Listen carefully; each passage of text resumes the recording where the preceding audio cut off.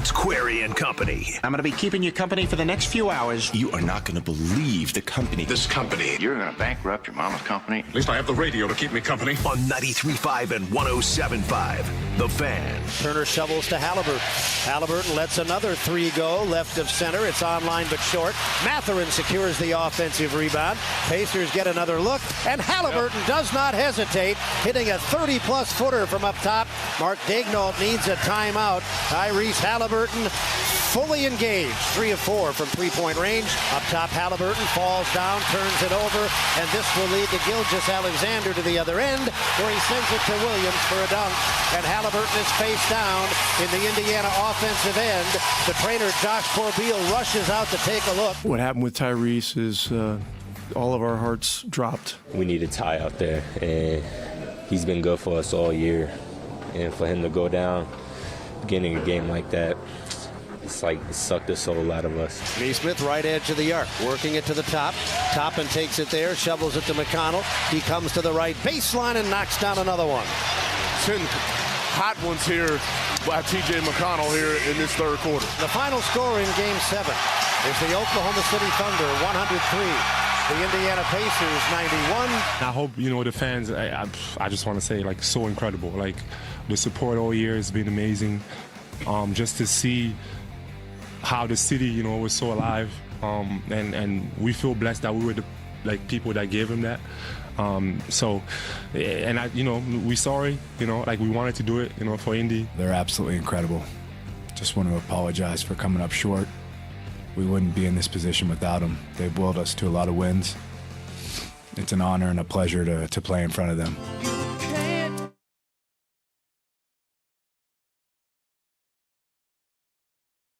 That's how it sounded last night. Rick Carlisle, Obi Toppin, Pascal Siakam, and T.J. McConnell among those you just heard from, along with Mark Boyle, of course, on the Pacers Radio Network.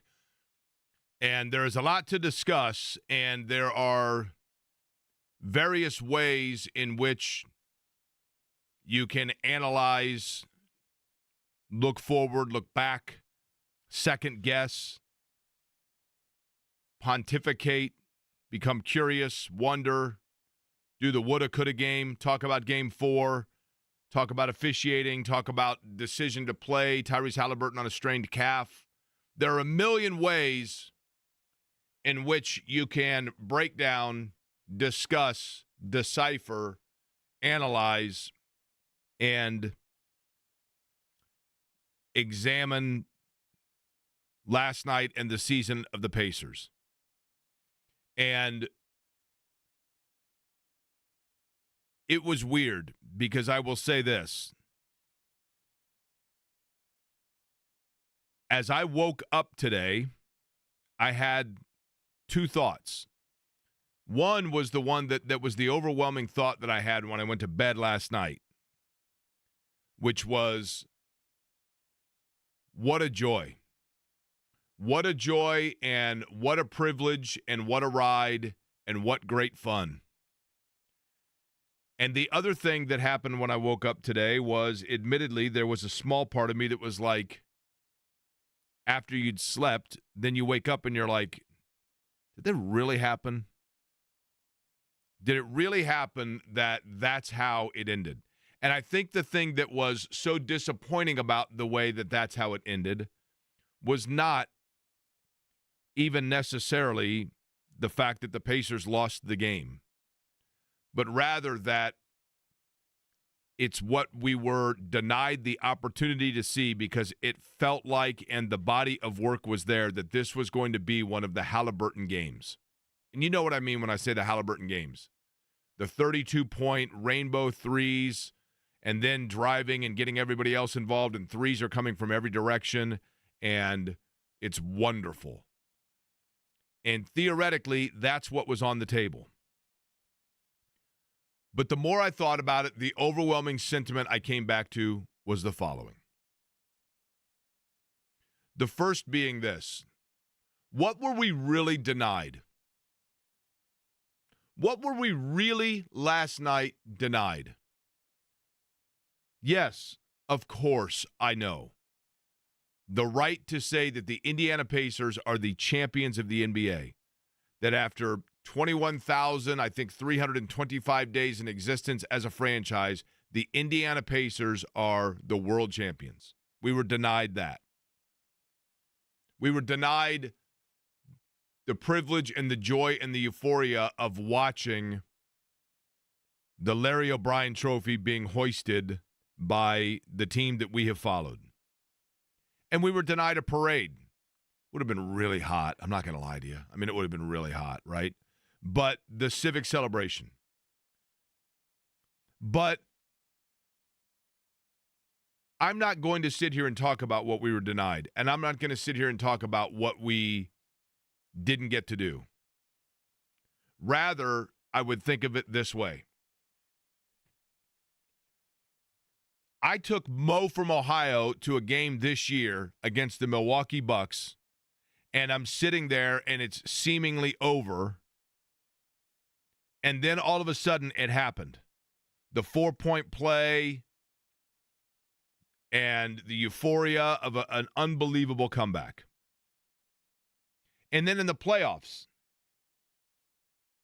in Game 5, with a chance to close out Milwaukee, and the Bucks, it looks like they're going to extend it, and the turnovers, and then Haliburton gets it, and he drives, and he scores, and it's total euphoria and total bedlam, and it spills into the streets, and everybody is, oh my gosh, we're moving on. And then Cleveland. I'm sitting there, and the Pacers are down like 12 or something late in the game, and Donovan Mitchell's gone for who Lord knows how many points. And we're watching it on television, and it's late in the game, and Shannon says, how many points does Donovan Mitchell have? And I said, let me look on my phone.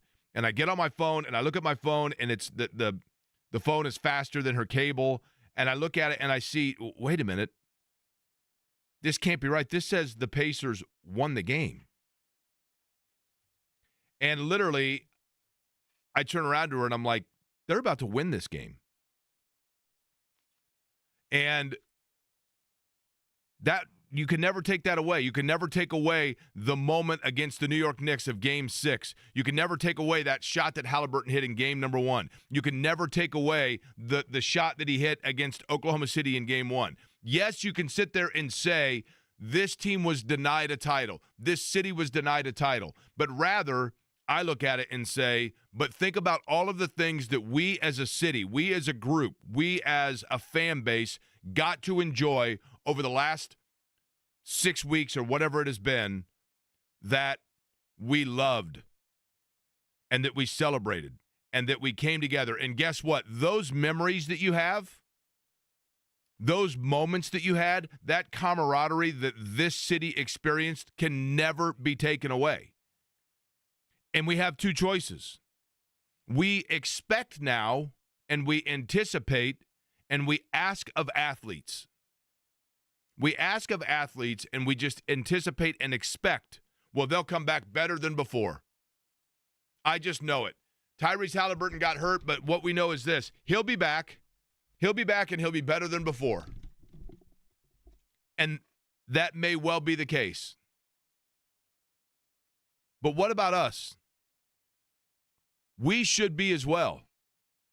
Those moments in the last 3 weeks when you walked into the gas station and you saw somebody else wearing a hat and you go, yes, sirs, and you had an instant bond of connection with somebody that otherwise in every other day of your existence you walk right past just because they're the thing standing between you and the cup of coffee.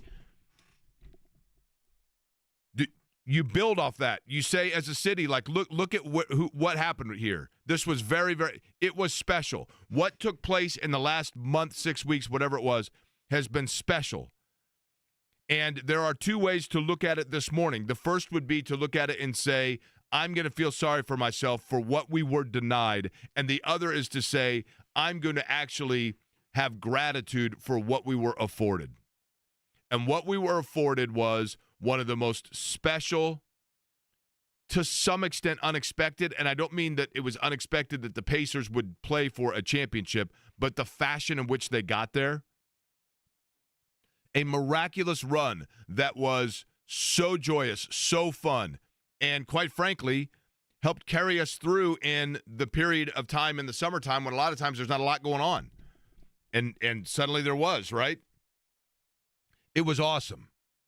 And when I woke up this morning, yes, there are discussions to be had about where they go from here.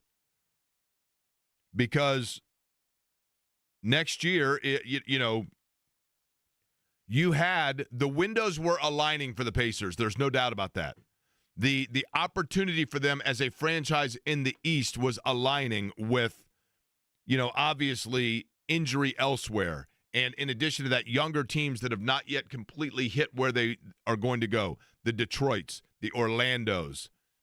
And, Milwaukee's figuring out where they're going to go. Cleveland, one would assume, is going to still be very good. New York is a wild card.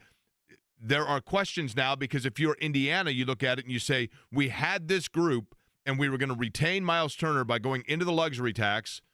And when we were going to do that, it was going to all be for good reason because of the fact that the window was now. Well, that window now has been extended by probably 18 months.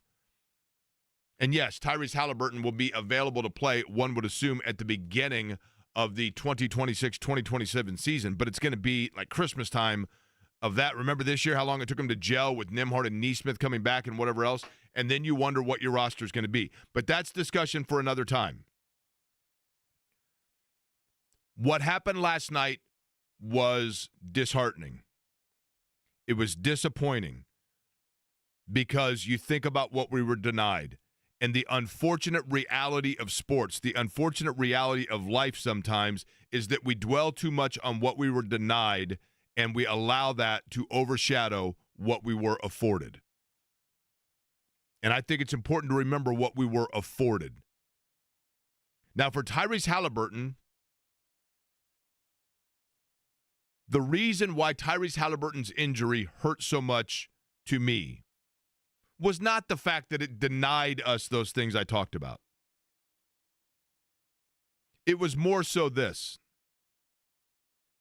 Haliburton is a guy, and I actually on Saturday night was in Oshkosh, Wisconsin. I went back. I was at Road America for IndyCar, and I was not far from Oshkosh, so I went to Oshkosh, and I went to go see his high school. And I went to the Dairy Queen next to his high school and just asked people, hey, did you know Tyrese Haliburton growing up? Third guy I asked goes, yeah, man, I graduated from high school with him. What was he like? Oh, he's a good dude. He was nice. Everybody liked him, but he was in the gym all the time. Literally, when you'd get to school in the morning, his car was in the parking lot because he was in the gym all the time. He played basketball all the time. And Haliburton's a guy from a small town. I would say Oshkosh, it was like being in, it's a town of 60. It's like being in Muncie. And he goes to Iowa State. He's not a huge star in college per se. He gets drafted and goes to the Sacramento Kings. And you know what matters to Tyrese Haliburton? Trust matters to Tyrese Haliburton. Belief matters to Tyrese Haliburton. Team matters to Tyrese Haliburton. Now, it's disingenuous. I don't know Tyrese Haliburton as if I'm a player on the floor. But you can tell certain things, especially when you've been around covering sports and you've been around teams for a long time. And when Haliburton went to Sacramento, he appreciated that was a franchise that had trust in him. He appreciated that was a franchise that allowed him to integrate with his teammates. And then they traded him. And when they traded Tyrese Haliburton, he was hurt by it. He was openly hurt by it. Tyrese Haliburton, when he was traded from the Sacramento Kings to the Indiana Pacers, made no bones about the fact that he thought he was going to play in Sacramento for a long time. He thought Sacramento trusted him to be the guy that they were going to rally around and build as part of their team. And when they said, actually, we're going to go in a different direction, it hurt him. And Tyrese Haliburton, at that moment when he arrived in Indiana, had two choices. One was he had the choice of sulking about what he was denied, all of those things that he thought were going to happen for him in Sacramento. The other choice that he had was to relish in and build upon the things that he was afforded. a franchise that wanted him here, a fan base that was open to finding out what he could do, and a group of players that were willing to play as a team. And he made the most of what he was afforded by going out and doing what we have seen here with this group gelling together and being the centerpiece of it. And for me, when I watched him pounding the floor last night, and when I heard Mark Boyle describe it, I was disappointed, not because I thought about all that we as a fan base were denied, but rather the journey of Tyrese Haliburton and what he deserved. And he deserved better than that. Did we deserve better? No, we would have liked better. Tyrese Haliburton deserved better than that. Now, you knew going into it that the calf strain was a risk of the Achilles injury. You knew that. But he was willing to run that risk. Was that irresponsible? Was that reckless? I don't know. I don't think so. It's Game 7. It's Game 6. And when he played in Game 6 and played so well, you thought, well, he's going to be fine for Game 7. And he was, until he wasn't. And then when he wasn't, I thought about how Haliburton has embraced this town, and this town has embraced him back. And the last two people that this town has embraced, we thought there was going to be an embrace back, and instead there was a step away. And that's not been the case with this guy. And so therefore, as a person, I felt terrible for him because of everything that he put into that moment. And it was Haliburton that was denied. And it was the rest of us that were afforded the joy that he has brought to us. And that's what I thought about in that moment. Another thing that I thought about that was so magical about this run, and it's kind of, and I know that I'm going in when it comes to this team in the 2025 Indiana Pacers, they deserve TJ McConnell and Obi Toppin and Ben Shepherd and Pascal Siakam and Miles Turner and Aaron Nesmith and Andrew Nembhard and Thomas Bryant and Tony Bradley and Ben Shepherd, if I didn't say that name already.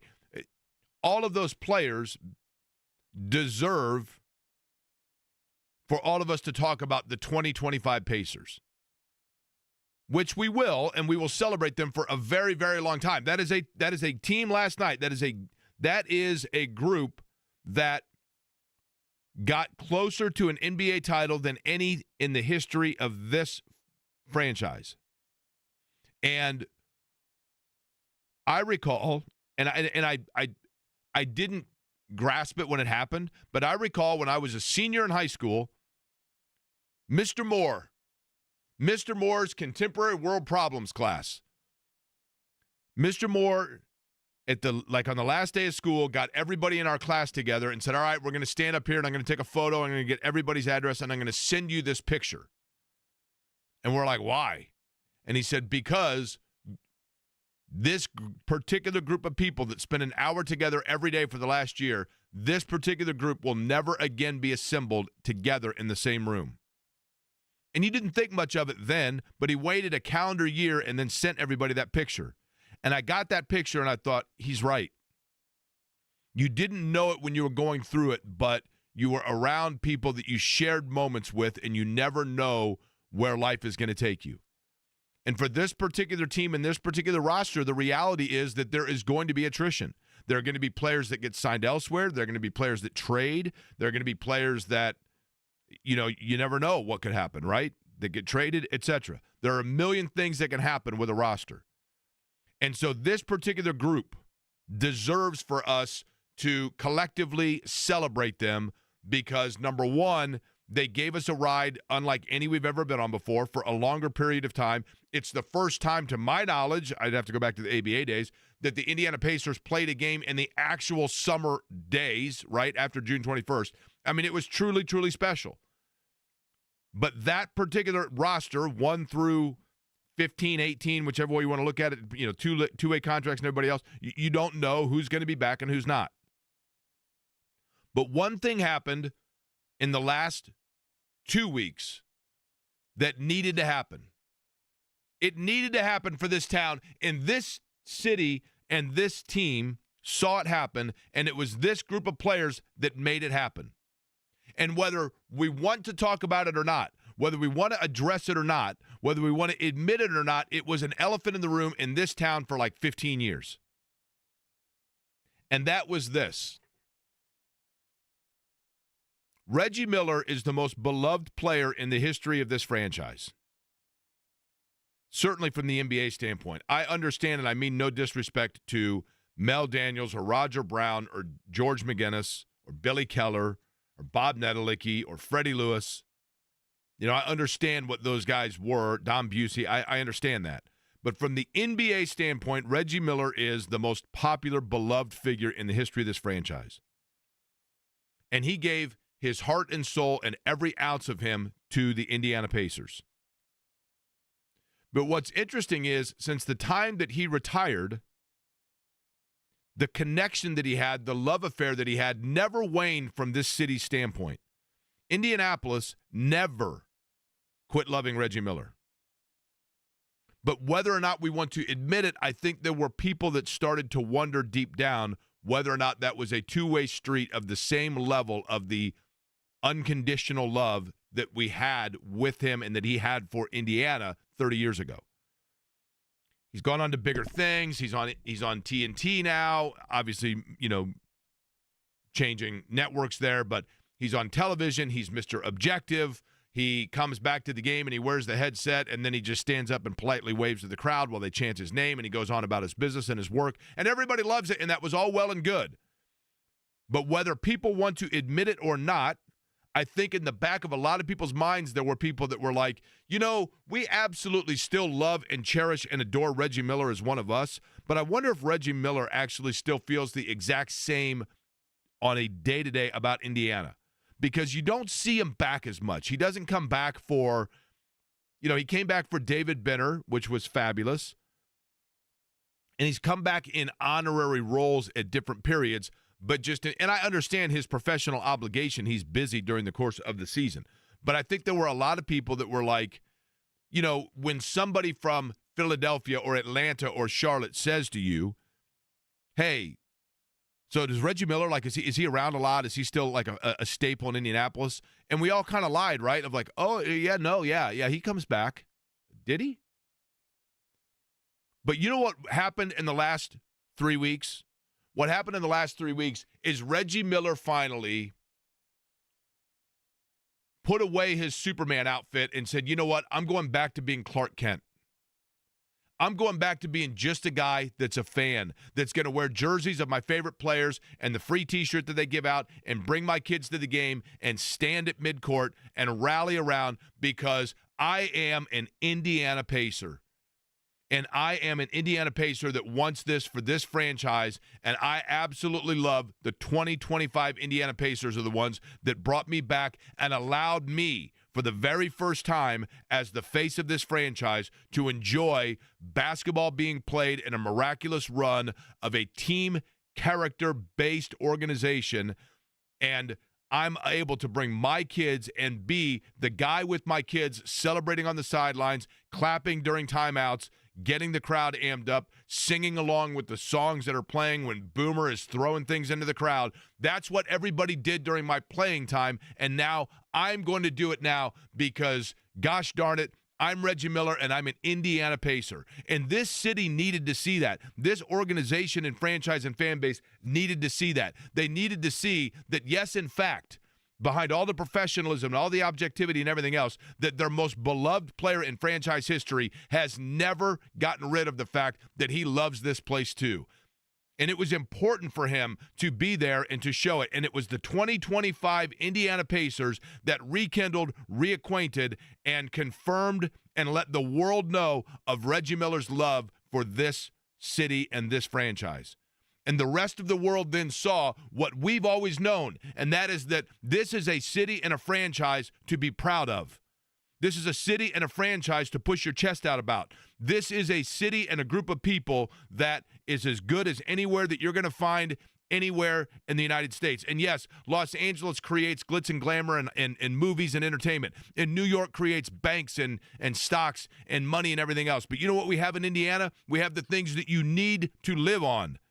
We're the heartbeat of the country, and this city, the heartbeat of it for the last 6 weeks and beyond, has been the Indiana Pacers. And this team, while we can sit here and we can mourn the loss last night, and we can shed a tear over the fact that we saw Tyrese Haliburton getting carried off the floor, and we can wonder about what it was that we were denied, or we can celebrate what it was that we were afforded. And I want to thank Kevin Pritchard. I want to thank Chad Buchanan. I want to thank Rick Carlisle. I want to thank that entire roster. I want to thank Kelly Kroskov. I want to thank Jim Morris. I want to thank Mel and Herb Simon. I want to thank Donnie Walsh. I want to thank everybody that put together and continued to every single day try to progress forward with a franchise and a team that this city can be proud of and that the game of basketball can fall in love with, which is what happened with this group. So, yes, last night sucked. And, yes, today I got up and it was the feeling of what it felt like the day after Nick Harper got tripped up by Ben Roethlisberger. That's what it feels like today. But you know what? That Colts team went on to win a Super Bowl. And I don't know what the future holds for the Indiana Pacers. What I know is what the now holds. And what the now holds is that we should celebrate and be proud and thankful for this group. And there's a lot of discussion about where you go from here. We'll get into that. We'll take your phone calls as well. I guess it's a therapy Monday, is it not? But it should be a celebratory one. 239-1070 is the telephone number on this Query and Company Monday on The Fan.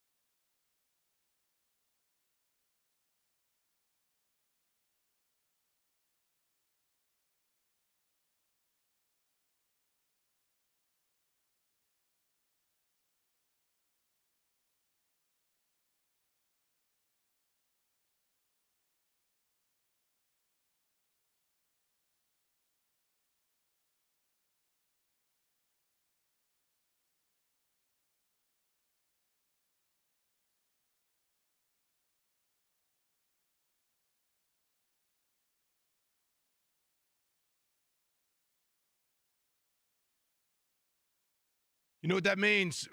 Your cue to call 239-1070. Eddie Garrison is manning the phones for us. He also is.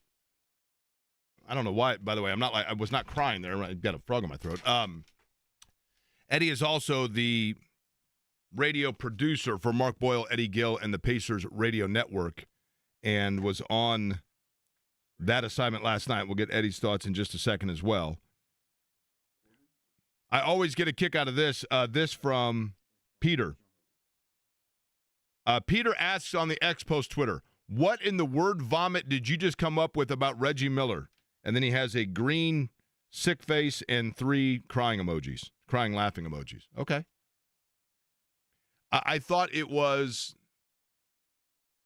honestly, I thought it was really cool, and I thought it was very special, and I thought it was maybe even subconsciously needed for the fan base to see the embrace of this team and the bringing back into the mix as a fan the most popular and beloved player in franchise history. I just thought it was I thought that was a unique gift that this team gave to the fan base.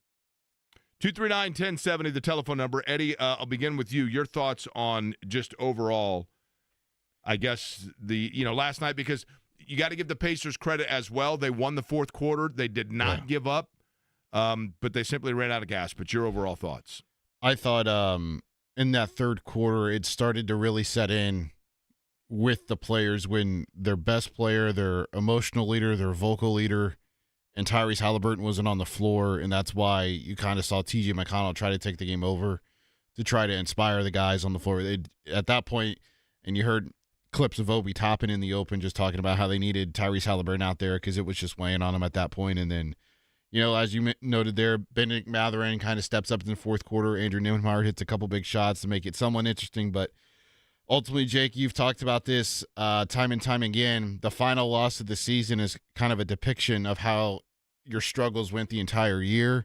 When you reflect on that game, that second half, it was turnovers and second chance opportunities for the Oklahoma City Thunder. But during the course of the run, I had friends and family members reach out to me like, hey, what's this like from your perspective of being in it? And like in the time, I didn't know how to answer it just because you're in the middle of it. You're working it. So you don't really have time to, reflect or enjoy the moment. But I'm still trying to put it all together. Last night was heartbreaking with the way that it ended and how it ended. And you never want to see a player go down in that magnitude, especially with a player like Tyrese Haliburton, who is so beloved across the city, across the state, and now across the country. So just gutted.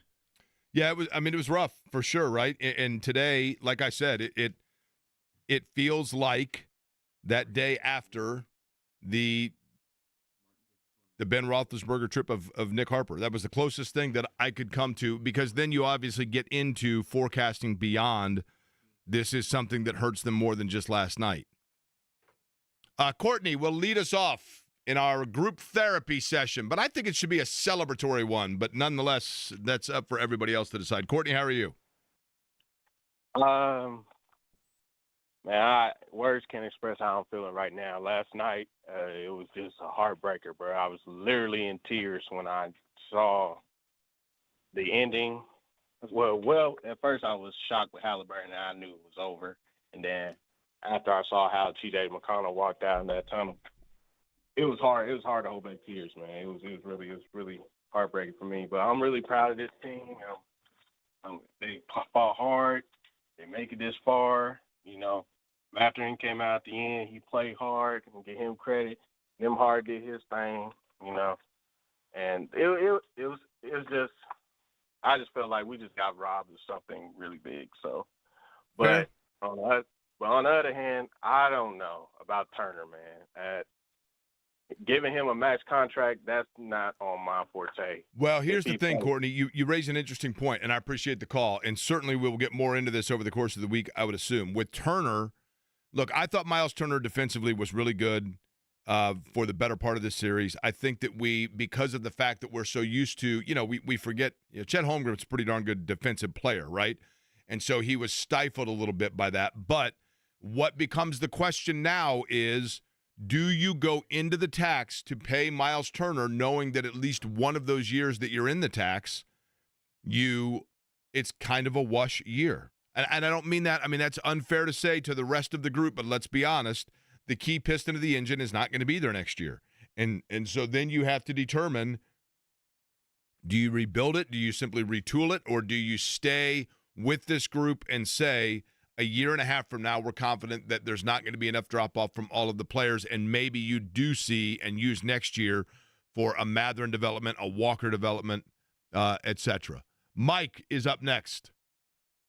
Hi, Mike. What's going on, bud? It's good to talk to you. We texted in the past. You were going to come to my classroom and chat for a little while, but it's been something listening to you has been a joy coming back from campus. Mike, let me ask you something to begin before, and I appreciate that. When I was going to come talk to your class, did I blow you off or something? I didn't do anything nefarious there, did I? No, COVID happened. Okay, well then, are you still teaching? I am. Then text me again, and well, of course we're in the summertime now, but nonetheless, Right. would still, if that offer is still there, I don't know if it is, but if it is, I would be happy to do it. But appreciate the words on the show. Your thoughts on just overall the season. Did what I say make sense or connect at all?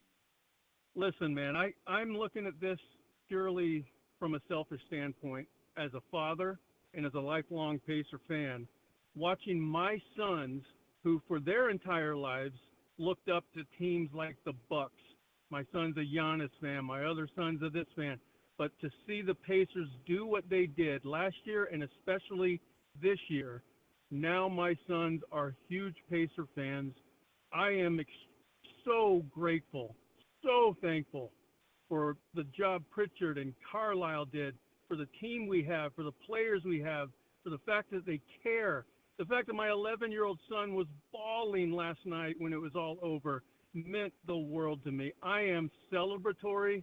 I am happy. Of course, I'm sad the way it ended.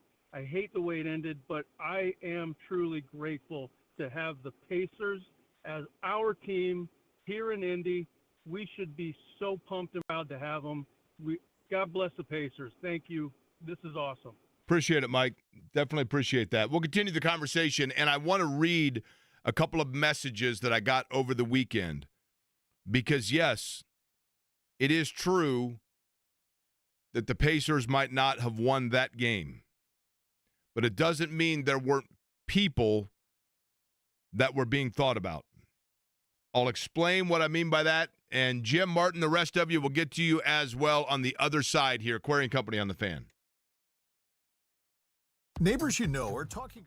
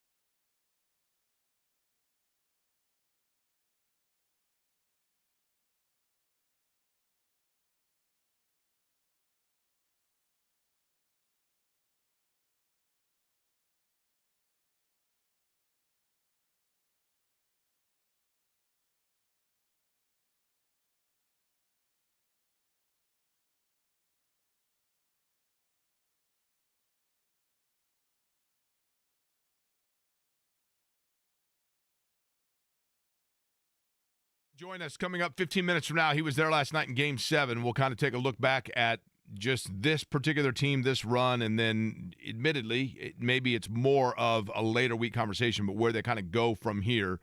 But let's get back to the phone lines. Appreciate everyone's participation. Kyle is joining us. Hi, Kyle. Hey. Yeah, I just wanted to say that I'm incredibly proud of the team. So many playoff moments of this run that is going to last a lifetime, but I think it did culminate into the worst moment of Pacer history. And I do want to say, are the Pacers the most elite NBA organization while simultaneously having the worst luck? In '98, we had Reggie with an ankle injury going up against Jordan. If he was healthy, would we have beat the Bulls? In the early 2000s, we have to go up against Kobe and Shaq. Then if Reggie dunked instead of having a layup, the Malice at the Palace, Paul George breaking his leg in half, going up against the Big Three in Miami, Depot tearing everything in his leg, and then now we have the biggest what-if of them all with Tyrese tearing his Achilles early in Game 7. It's just what-if after what-if after what-if after what-if, and it's so frustrating. But in conclusion, though, I'm incredibly proud of this team. So many great moments. It's just another chapter of being a Pacer fan and another Kyle, what-if. Here's the thing, man. You got to have the belief of this, and I realize that next year is going to be tough, but you got to have the belief that all of it's just going to make it that much more sweeter when I see you at the parade, right? I know. I'm ready for it. I am too. Believe you me. Kyle, I appreciate it. Very well said on all that. Martin, what's up? Hey, Jake, how you doing, man? I'm good. Good. Hey, were you in the building last night? I was not. Did you go? I did. That's kind of what I want to talk about. So Shannon went. I did not. I had to do Road America. Shannon went last night and got back in the wee hours. Give me your experience. So my experience is. Wait a minute. You were there in Oak City, you mean, or the building meaning Cambridge for the watch party? Watch party. Okay, sorry. I thought you meant Oklahoma City. So go ahead. Sorry. Yeah, watch party. So, when you always hear the cliche, you could hear a pin drop. Jake, when they showed that replay, you could hear a pin drop. I mean, it was unbelievable. One thing I'd encourage you to do is have Chris Denary on. Maybe not this week. Maybe I have to give him some time to process. But he and JJ are there to pump up the crowd, right? I saw him get on the video boards and remind everybody that they'd won games without Tyrese, right? Yeah. I mean, yes, and that was he was a little shaky, and I don't blame him. I mean, it was short of the guy just said before me that this was the worst night in Pacer history. Jake, aside from a member of the organization passing away, has there ever been a worse night for any organization in professional sports? Well, the brawl. When you lose your best player. I mean, the brawl, but yes. Lose your best player. But the brawl wasn't one game to win the whole thing, and the brawl didn't. Those guys weren't out for the whole next season, right? So no, I get it, but I'm just saying, they're apples and oranges, but yes, I mean, the brawl was a very bad night for the organization. It's just unfair to everybody, right? It's most unfair to Tyrese. He should be commended. We always want players to put it all on the line, and sometimes I think we forget what that means. This is what that means. When you put it all on the line, it may not go your way. And he did that, and it feels like the Thunder are heroes of a crappy movie. It feels like this is Tom Cruise dying in Top Gun with 20 minutes left. You know what's interesting, Martin? It's Yeah. interesting, and I appreciate it. What's interesting is I have heard numerous people on the national standpoint say that the Thunder will be the most overshadowed champion of all time. And that's unfair to the Thunder. I have nothing against that organization, nothing, right? But this will be talked about for a long time as they will be, and I think it was Bill Simmons, and I can't believe I'm quoting him twice in a month, that said this will be the most remembered runner-up of all time. And there's probably a lot of truth to that. I will let you pick, Eddie, who we go with next. Let's go with Jim. Jim, you are on. What's up? Jake, how are you, my man? I'm all right. Good. Hey, tell Kyle he forgot when we were in the lottery and we got Steepo instead of Patrick Ewing down to the last pick in the Actually, lottery. it was Sampson. You are correct. They got Steepo over Ralph Sampson. They got Tisdale as the consolation to Patrick Ewing. Really? For some reason, I thought it was us in New York. No, the coin flip for Sampson was 83. They ended up with Steepo. And then 85 was the frozen envelope. Was that the bent envelope corner? The bent frozen envelope, yes. The big mystery that Patrick Ewing ended up in New York. Yeah. Anyways, I regress. Look, we had a great season. There's no doubt about it. My concern going forward, and I'd love to hear what you think, is, the Miles Turner thing is just the big elephant in the room. He looked like he didn't even know where he was last night. He was turning the ball over, just not making shots. I think, not Jim, rebounding. Here's the thing, and I get it, right? And you're not wrong in terms of Turner in this series, no question. But I don't know that you evaluate these things in a Polaroid. You look at the whole movie. And with Turner, there is no doubt about the fact that they were going to, assuming that they were healthy for next year, Miles Turner was going to be offered a contract, and they were willing to go into the luxury tax to retain him. And that may still be the case. The question you have to ask yourself now, for me, and I have been 100% in on the camp of Turner needs to be back, because I think defensively and I think also offensively, the offense you get from Turner more often than not is bonus. It's the defense and what he can facilitate that is the key, and just kind of what he represents. But you now have to ask yourself, if you are going to go into the luxury tax to retain him, is that worth doing, knowing that for the first year of that contract, you are paying the luxury tax, and you are doing so without Tyrese Haliburton on the floor? Now, the other question, and I have to look this up, I don't know the answer to that, but I do know that Dallas, for example, had applied for like a hardship luxury tax compensation with injury, and they were denied that. So there is some financial cap relief that can come with a player being out for the year, but I don't know that that's an automatic. But the financial of it with Turner now is what needs to be examined. Two more before we get to Dustin. We'll go with Bill. Bill, you're on. Jake, how you doing, man? I appreciate the celebratory mood of the show today and everything. I'm happy for these guys because a couple things that nobody seems to retain is a lot of these guys were cast-offs from teams that didn't want them. I mean, Toronto didn't want Siakam. How'd that work out for us? Boston didn't want Naismith. And the fact that we have this evaluation process in the front office is gonna pull us through, I think. And we also got the best basketball consultant in the NBA, and his name is Larry Bird. And he's, besides, you would know better than me. I mean, he seems to be a behind-the-curtains type of guy and everything, no fanfare. But I'm just glad that he's in the corner. He is an in-the-corner guy. Bill, I appreciate it. He and Donnie both have still been consultants to the franchise, although I think that has been, in the last year or so, in Larry's case, I don't know how involved he's been, but he is absolutely, he has been around. You are correct. You're absolutely right on that. You're absolutely right. But at the same time, Kevin Pritchard deserves, and Chad Buchanan both deserve their flowers as well. And I'm not saying you didn't mean that, Bill, but you get what I mean by that. Mo, to round us out. What's up, Mo? Well, I want to give my condolences to the city of Indy and everything. And me being a Bucks fan and a basketball coach, the basketball coach thing, I so enjoyed watching the Pacers and everything they did. Problem is, being a fan, the highs and lows are tough. The loss last night kind of reminded me of the Harbaugh, Aaron Bailey thing to get us to the Super Bowl, right when the Colts were starting to get things rolling, and then hopefully everything took off from there. And the other one was the injury to Dwight Freeney in the 2010 Super Bowl also may have been a big factor. Yeah, you forget about that. The Liz Frank or whatever it's called injury, yeah. Yeah, and he didn't get to play, and it kind of hurt. But I am so, again, I want to preach, I'm a Bucks fan and everything, but I am a basketball fan, and I so much appreciate what the Pacers brought back for pro football as a team. And what I try to teach to the kids and what all coaches try to teach is a team comes first. And I thought they were the best example of that and the best example for a long, long time that I haven't seen in a while. And I'm so much because of Indianapolis to be associated with that in that aspect of it. So that's Mo from Northwest Ohio. Are you still coach, right, Mo? Yeah, yep. Varsity assistant here in Bryan, Ohio. All right, Bryan, Ohio, Mo, diehard Colts fan, and now, Mo, here's the thing.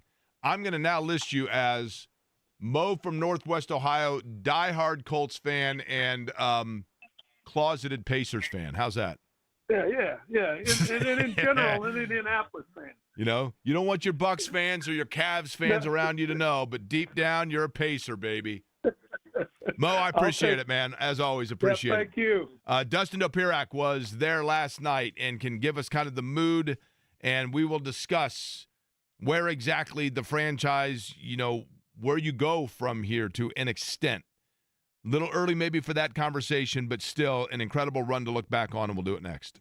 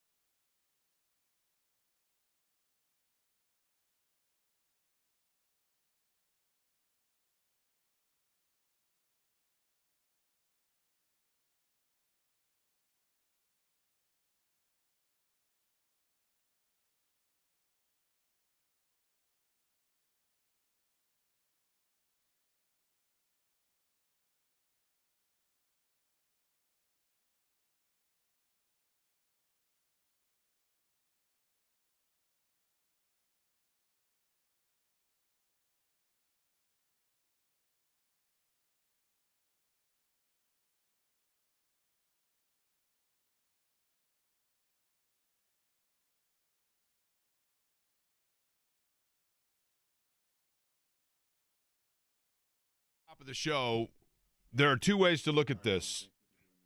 You can look at what we were denied last night, or you can celebrate and appreciate what it was that we have been afforded. And when Tyrese Haliburton was traded to the Pacers from Sacramento, he could have, because he was hurt by that. He was hurt by the fact that a franchise that he thought, that had drafted him, that he was going to be a part of, that he was going to build with, grow with, he was hurt by the fact that they sent him to Indiana. And he had two choices. One was he could sulk in what he was denied, or the other was he could appreciate in the opportunity afforded him. And he chose the latter. And this city fell in love with him and this team as a result of that. And I think that's what we do now, is we say, look, yes, we were denied seeing the trophy and having a parade and being able to say world champions, but we were afforded so many special things over the course of these playoffs with this particular team and so many celebratory moments. There are teams that get to the finals that kind of ho-hum their way through it and they have like a moment. This one had moments that we'll talk about forever in every round. Haliburton, a big part of that for sure. And it looked like he was getting ready. It was going to be a Haliburton night. It was. But the basketball gods can be pretty cruel, and they were last night. And we'll see where they go from here. Joining us now on the Ryan Geist Brewery guest line, he, of course, the Pacers beat writer for the Indianapolis Star, Dustin Dopirak, joining us. And Dustin, I'll begin with this. We can autopsy this all we want, right? Of what went wrong, or where other than this were they denied, and where do they go from here? And there's time for all of that. But I want to begin simply with, can you kind of explain the mood after the fact, and just did it look like a group of guys that said, you know what, this just makes us stronger, or did it look like a group of guys that felt like that was their opportunity and it passed? There was a little of both, I think. There was just a mixture of just absolute heartbreak. Because there's inspiration knowing that he knew this was a possibility. He told me flat out, I asked him, did you find out that, that there was no risk of further injury here? Is that what you needed to hear? And he said, no, I didn't find that out. I didn't hear that.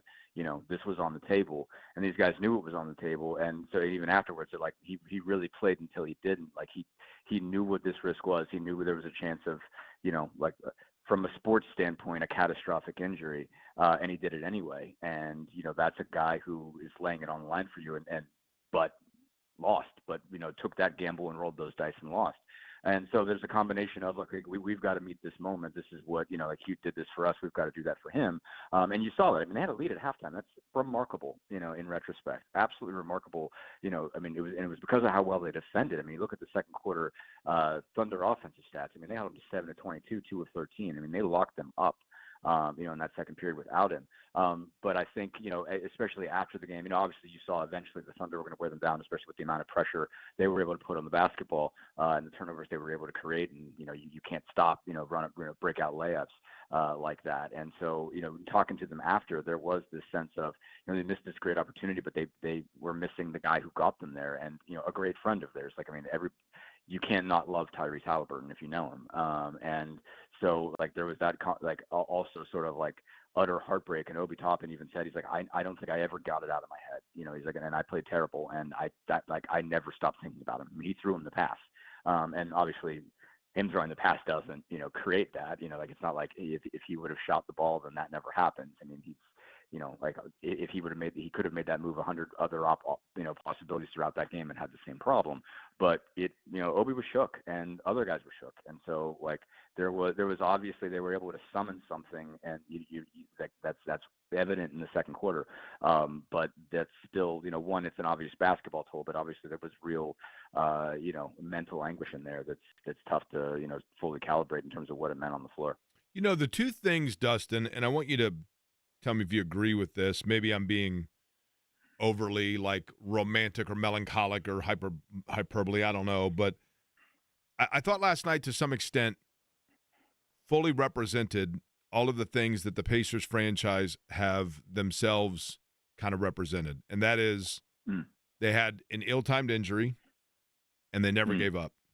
And those are the two things in the last handful of years about this franchise from top to bottom that seem to have both cursed it and also celebrated it. And the fact that they have had a lot of curveballs thrown their way, and yet they keep getting back in the batter's box. And I thought it was totally, totally admirable last night.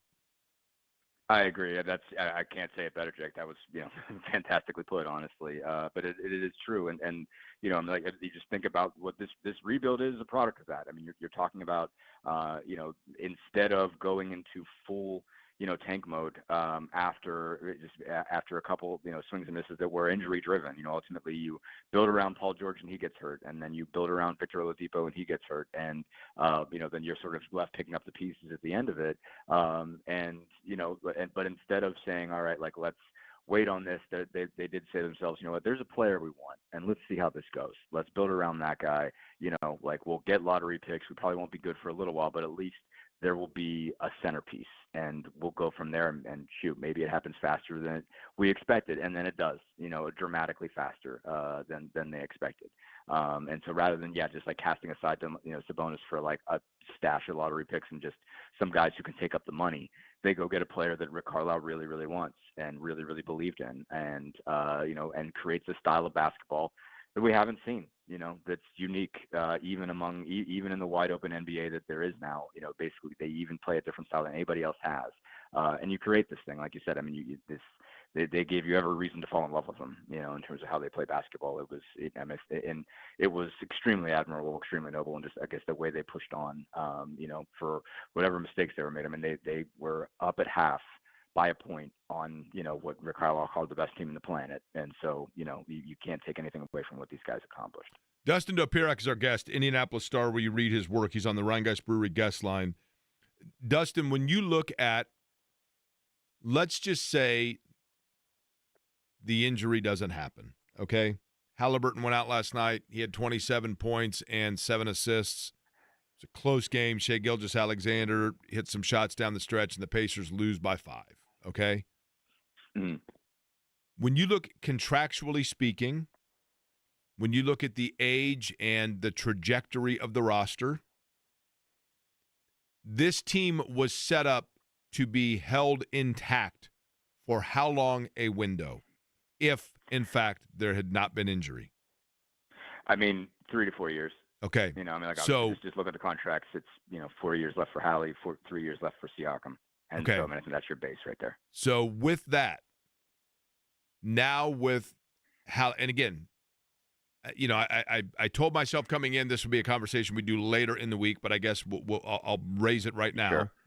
Yeah. Knowing that Miles Turner, you have to go into the luxury tax to re-sign him. And knowing, and he's a fabulous player, a fabulous personality. He is Miles Turner, there's nothing about Miles Turner that you would not want on your roster is what I'm getting at. But this timeline now is set back 18 months because it's going to be a year before Haliburton's back and then another 6 months before you get like the reacclimation period. Does that mean that they retool and completely boulder in the stream this, or do they maintain their roster and status quo and then simply wait? I mean, it's a really hard call. I mean, just seeing, all the execs were outside the locker room yesterday, Pritchard, Buchanan, and Ted Wu and Ryan Carr. You're looking at all those guys and you realize like their world just changed. They had they really put together an unbelievable blueprint, and suddenly everything has to be reconsidered. And so, I have no idea what they're thinking in this moment. And it's a tough call. I mean, I think, I would probably, it's just on a human level, I'd probably be tempted to say, heck with it, give Miles the money. We said we were indicating we were going to be really rough to pull the rug out from under him now. You still pitch forward and say this is a team that got one game away from a title. Who says you can't pull it together again in 18 months and then have another year or 2 years of a title window? What odds do you have of somehow it being better than if you roll the dice with these guys? You have this, you have this great collection. All you got to do is work your way through an Achilles tendon tear, and we don't know it's that yet. I mean, I should point that out. We do actually. I can tell you, just in the last 5 minutes or so, Now confirmed, it is a torn Achilles for Tyrese Haliburton. Ick. Okay, that's awful, and I have to go to work as soon as I get off this call. Wow. So I guess the question would be this, Dustin: what is the blueprint in terms of? Because I would assume, and I will let you get back to work here. I appreciate it, and we'll let you go here in a second. But there have been players in the past we have seen. Kobe Bryant is first comes to mind. Kevin Durant as well. What is the prognosis, typically speaking, in terms of precedent, as to what percent a player comes back from an Achilles tear? Yeah, God, I can't even remember. I mean, I'm thinking back to Durant, how good he was the next year. I mean, I think I think that 2021, he missed all of 1920, and so which included the whole bubble, and the next season obviously was pushed back and had a late start and everything. But Durant got that Brooklyn team to if he's 6 inches back. And he hits a 3 instead of a 2. They're in the Eastern Conference Finals, if I'm not mistaken. I mean, that's what I kind of remember with Brooklyn. So, I mean, I'm trying to just remember how this works. And I definitely talked to the doctor when James Wiseman got hurt, and it is obviously a laborious process. I mean, it says 8 to 10 months, but that's just for you to be back and on your feet. It's a different story about being able to actually be effective. So, yeah, it's the math is not great. It's going to be a while before you see Tyrese Haliburton at the caliber he's capable of being. But he'll probably miss most, if not all, of next year, and he will definitely spend the 26-27 season working his way through it and trying to get back. And it'll probably be several months in that season before he looks like a real basketball player again. But that doesn't mean he can't get there in that season. You would think eventually in the course of that, if everything goes well and is planned, that he can be close. Dustin, I want to let you get back to work, but I want to give you the opportunity, and I appreciate your coming on this program over the course of the season and in particular this run, but I want to give you the chance to let our listeners know you have covered a lot of sports. You've covered different teams. I mean, and I don't mean franchises, I mean teams. If you had to summarize for people that are listening what it was like to cover the 2024-2025 Indiana Pacers, both from a personality standpoint, a locker room standpoint, and a basketball standpoint, you would summarize it how? It's an honor and a privilege. They're some of the best guys you'll ever meet, flat out. I mean, like, Tyrese Haliburton's an absolute joy, and I know how lucky I am. Like, I look back in every, big feature profile I do on somebody else, and in every single one of them, there's a Tyrese quote that's just money, that puts everything in perspective. And it's rare to cover a basketball mind like that. It's rare to cover a person like that, and he's not the only one. Miles, Aaron, Andrew, TJ, like Pascal, even he hates talking to me, but he's a terrific person. And Ben Mathurin, even, all of them are just incredible dudes, and they've just put on just an unbelievable show as a basketball team. Dustin, I appreciate it. I will let you get to work because I know obviously this changes your afternoon a little bit, even though we unfortunately kind of anticipated it. But I certainly appreciate it. Sure. Absolutely. Thanks so much, Jake. All right. From the Indianapolis Star, that is our friend Dustin Dopirak. Thank you, Eddie. Now that we know what I think we knew, and I have to admit, I mean, there was a little bit of, like, within the movie script of this season, with Tyrese Haliburton's father being kind of muzzled a little bit, how fitting was it that, and I don't mean this flippantly, but I had to kind of like half smirk, I guess, that his injury last night was confirmed on the broadcast by Lisa Salters getting it from Tyrese Haliburton's father, right? But now officially, and I think oftentimes what happens when you have, I know this is the case with the knee, but a lot of times when there is a tear like that, I'm not a doctor, I'm not a trainer, but you have to wait until the next day to do an MRI for the swelling to go down to be able to get a full read on it. Now, with Haliburton, what I am curious of is this. The reason Tyrese Haliburton is such an effective and dangerous player is because of the fact that you have to play off of him because of his step and his ability to get around you and then very effectively with his length get to the basket. So you play off of him, and then he starts hitting 30-footers, and then you get up on him, and he goes around you, and then he facilitates elsewhere once he gets into the lane. That's what's made him an elite player. That's been his calling card, so to speak. The challenge now is going to be knowing that step when he comes back. If that step is compromised at all, then do you just play up on him and thus now his shot is taken away as well? Now, I don't know in terms of the timeline. I would imagine, is there any indication so far that has been given, Eddie, on what his timeline would be? I mean, I would imagine 12 months is the expectation, right? Depends on, are you talking about physical or are you talking about a mental recovery? Because the mental recovery is always right? the hardest one. And that's what takes the longest. It's not so much the physical part of it, because as someone in high school, I tore my ACL. So, I understand, the mental part of it, of trusting your leg again. Correct. Of having to push that's off. the big thing, right? Yeah. Yeah. I mean, and that's what I mean when I say I would anticipate this, okay? I would think that 12 months from now would be, so he's going to miss. I'm not a doctor, I'm not a trainer.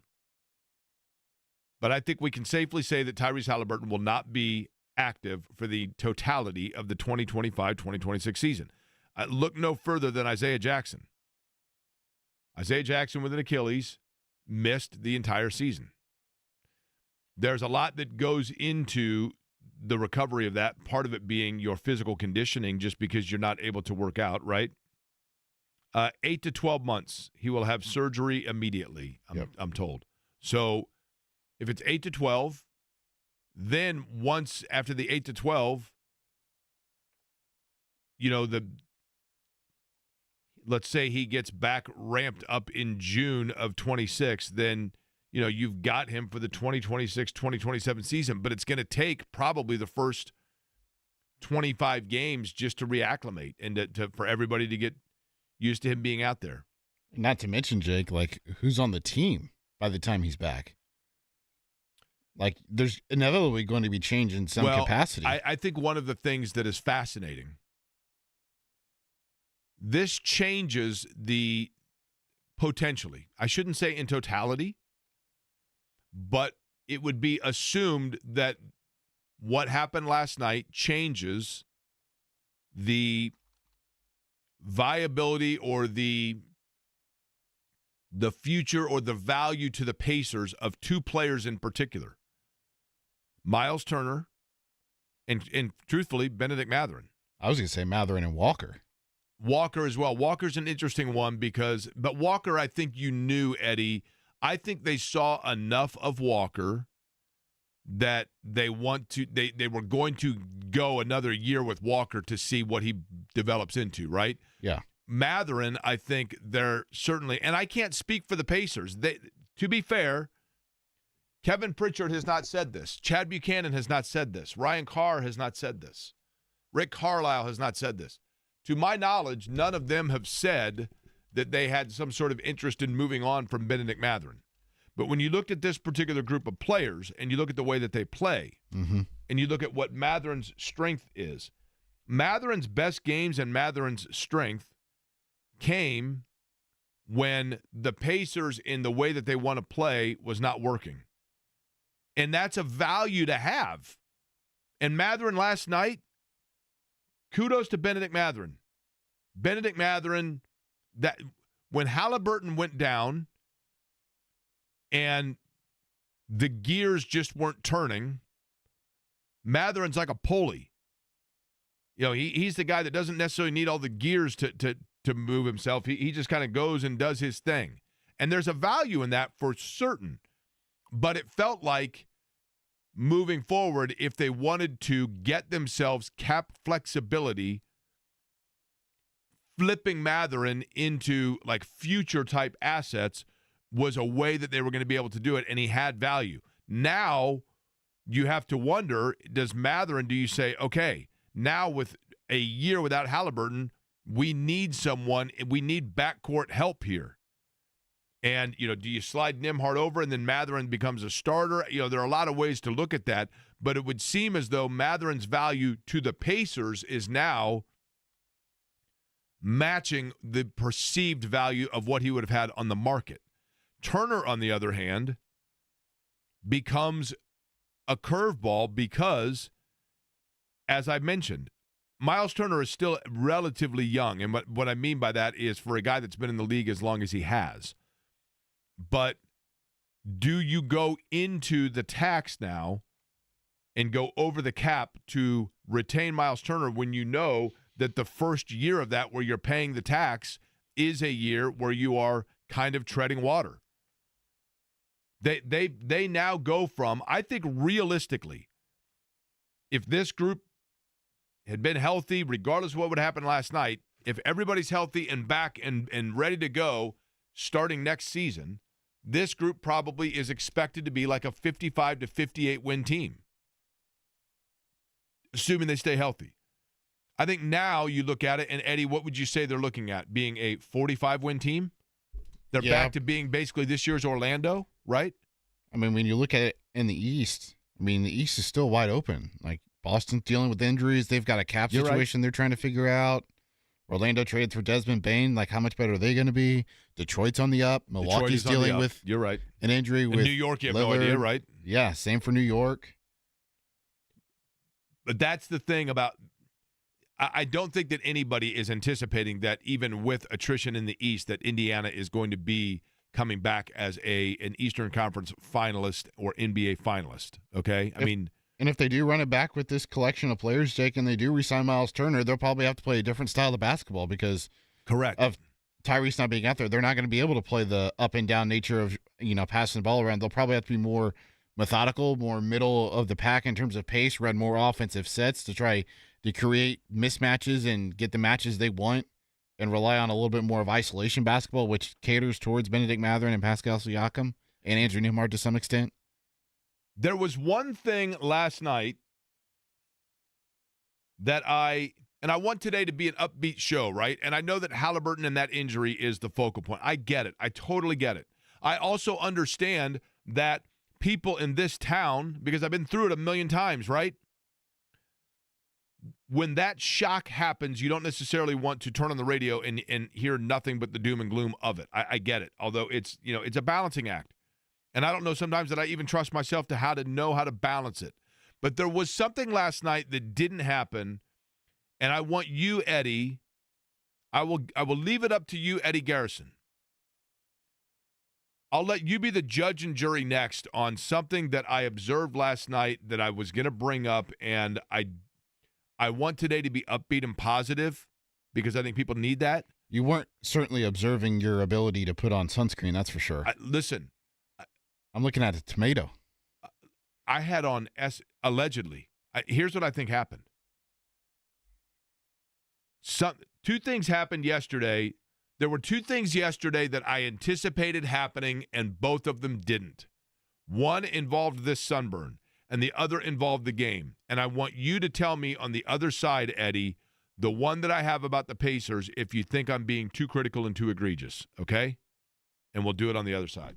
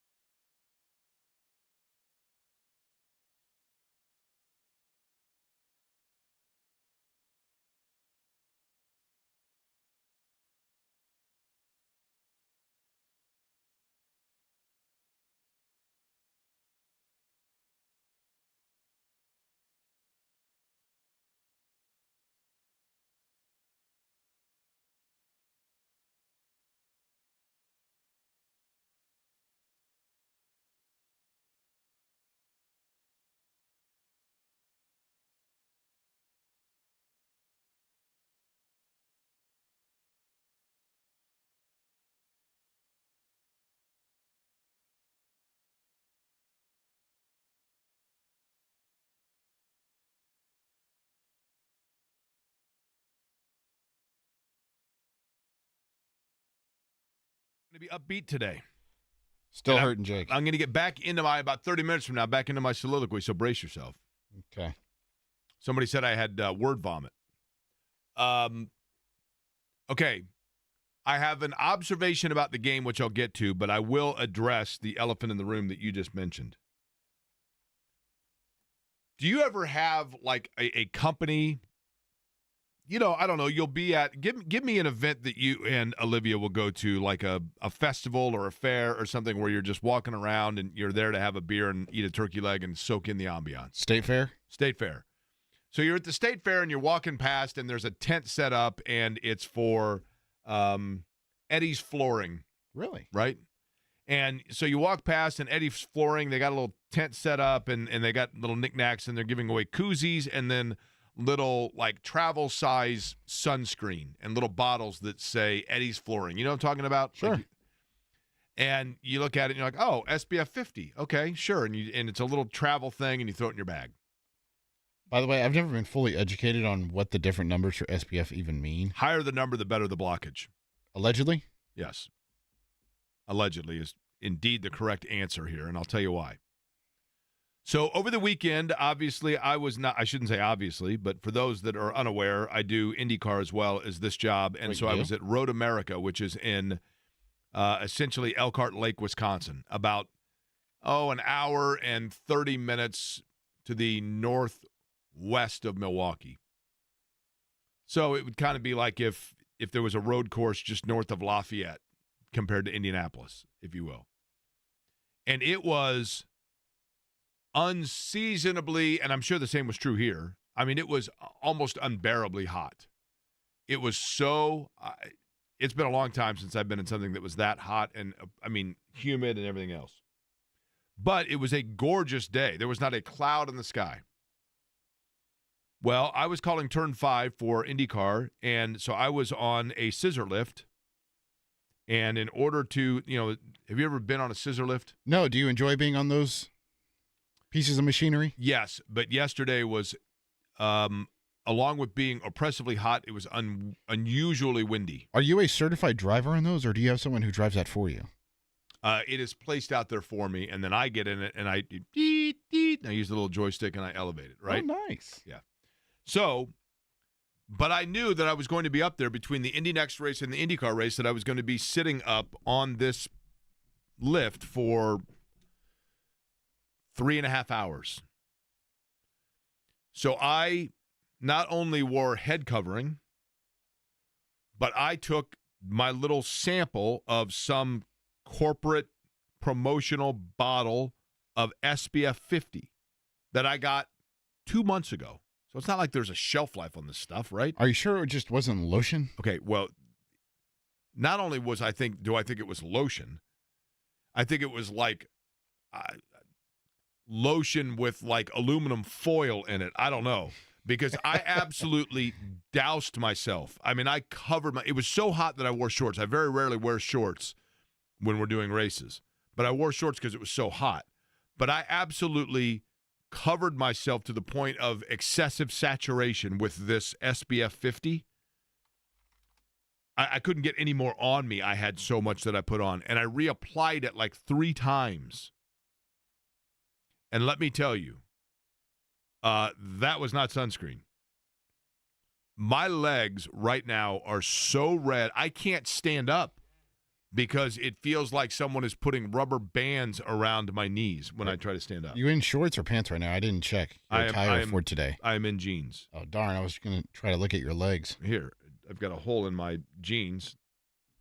Can you see? You got to stand up. Can you see there? Maybe I should. Oh, wow. I don't know if I can see. I can't stand. Like right now I'm standing up and it's really tight for a second and then and it's bad.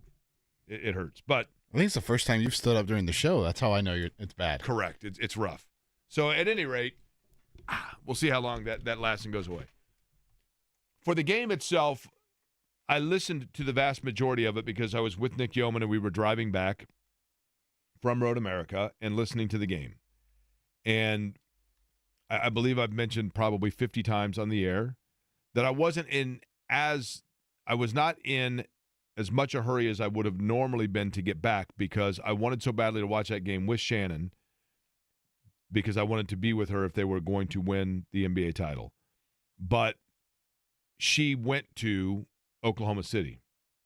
So because she went to Oklahoma City, I was like, okay, I'm not in as big a hurry to get back. And then, of course, things changed a little bit once the game worked out the way it did. But even I was driving back with Nick Yeoman, and when Haliburton went down and they were still hanging around and, obviously had the lead at the half. And then in the second half, it was 56-51. They came back, they scored 5 straight. They tied it back up again. And I thought eventually this is going to break Oklahoma City's will. And I give the Pacers all the credit in the world. As I mentioned to Dustin, I think last night exemplified this entire Pacers mantra in 2 areas. The entire culture and existence of the Pacers roster, I think, shows itself there for the last 2 years. Just the whole aura of the franchise. It has been one that's been cursed by injury and one that has been blessed with chemistry. And I think we saw both last night. The injury, it goes without saying. You wonder at what point the basketball gods just have something against the Indiana Pacers, but then the chemistry of that group to fight back the way they did. They won basically 3 or 4 quarters. That third quarter, which is Oklahoma City's MO, that's what Oklahoma City does. Oklahoma City defensively they pull away in third quarters. I mean, that's what they do, and they are an elite-level team, and they get all the credit in the world as the champions. But last night, that's what they did, but Indiana fought back. My question that I want you to tell me, Eddie, if I'm too critical, because I think the guy's a wonderful player, and I know that he has been extremely valuable for Indiana, and I totally understand that they are going against one of the generationally elite defenses. I mean, Miles Turner struggled in the series, not because Miles Turner forgot how to play basketball, because Chet Holmgren is a very good defender, and Hartenstein's a very good defender. Their defense it's difficult to get the ball in the low post, etc. How much did his illness have an effect on his performance? Illness. I think his stamina was impacted.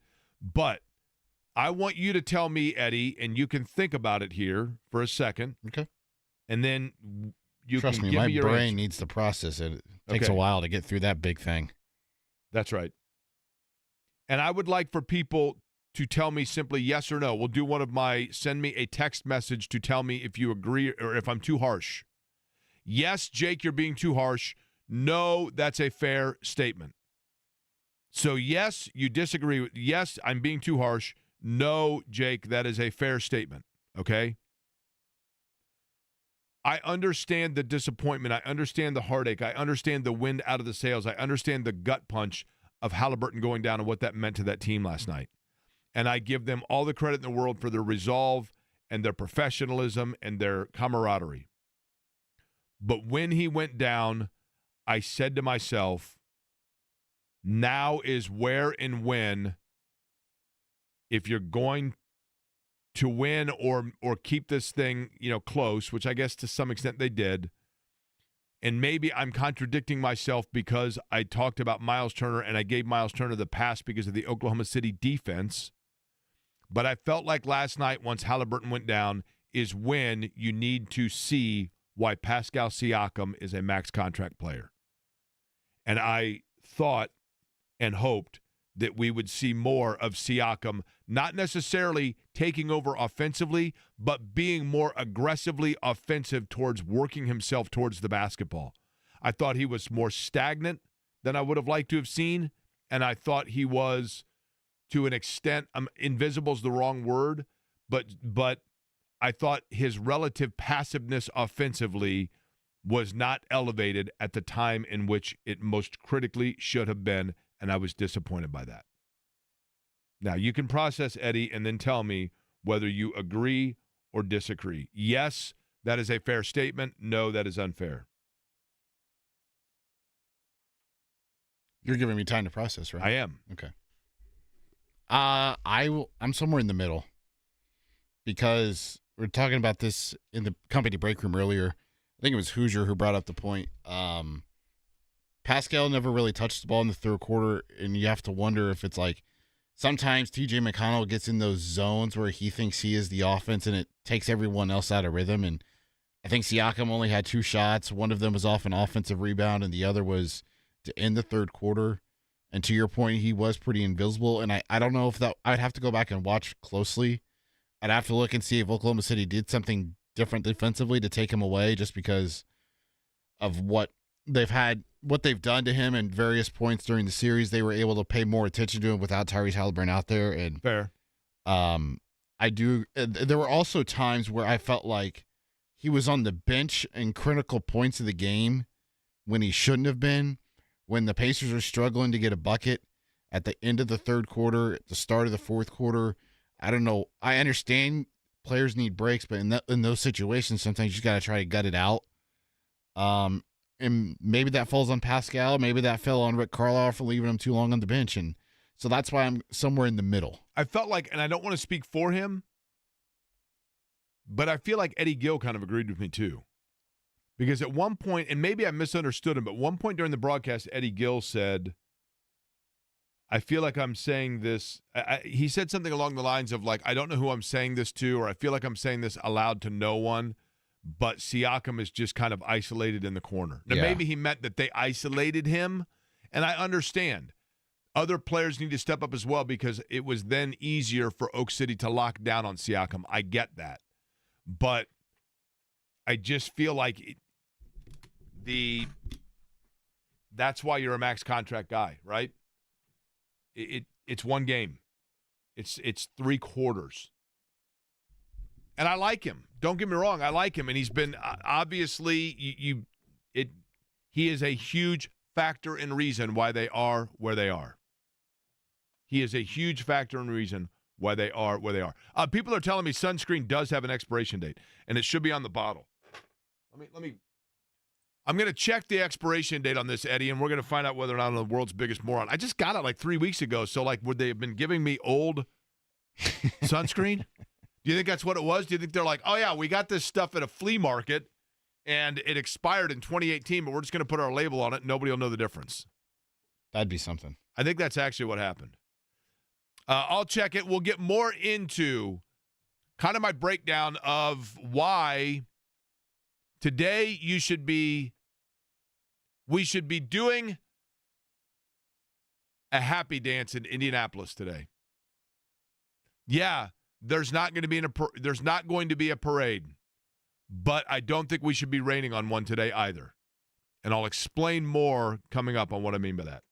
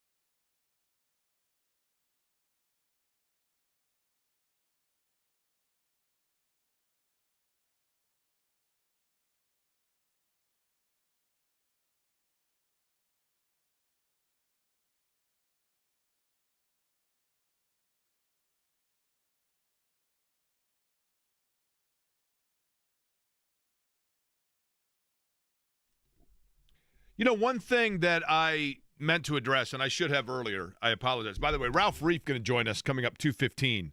Long time gold standard of athletic trainer in Central Indiana, and I think we'll be able to offer excellent perspective and information about Achilles injuries, coming back from them. If you are just joining us on the program, where have you been? Thank you, Eddie. We now know officially what I think we all knew anyway. Tyrese Haliburton has suffered a torn right Achilles. He will have surgery appears imminent, and he is expected to miss 8 to 12 months before returning. I did have someone mention to me, and again, you know, there are probably various opinions and or perspectives on things like this. Hey, Jake, working in medicine, Achilles are a different animal than ACLs. There are new techniques depending on where the tear is that can expedite recovery. The biggest thing is explosiveness. I think his explosiveness is what has always kind of separated him, right? And so we shall see. By the way, Sean Ash, this is twice now, and I get very nervous by this kind of thing.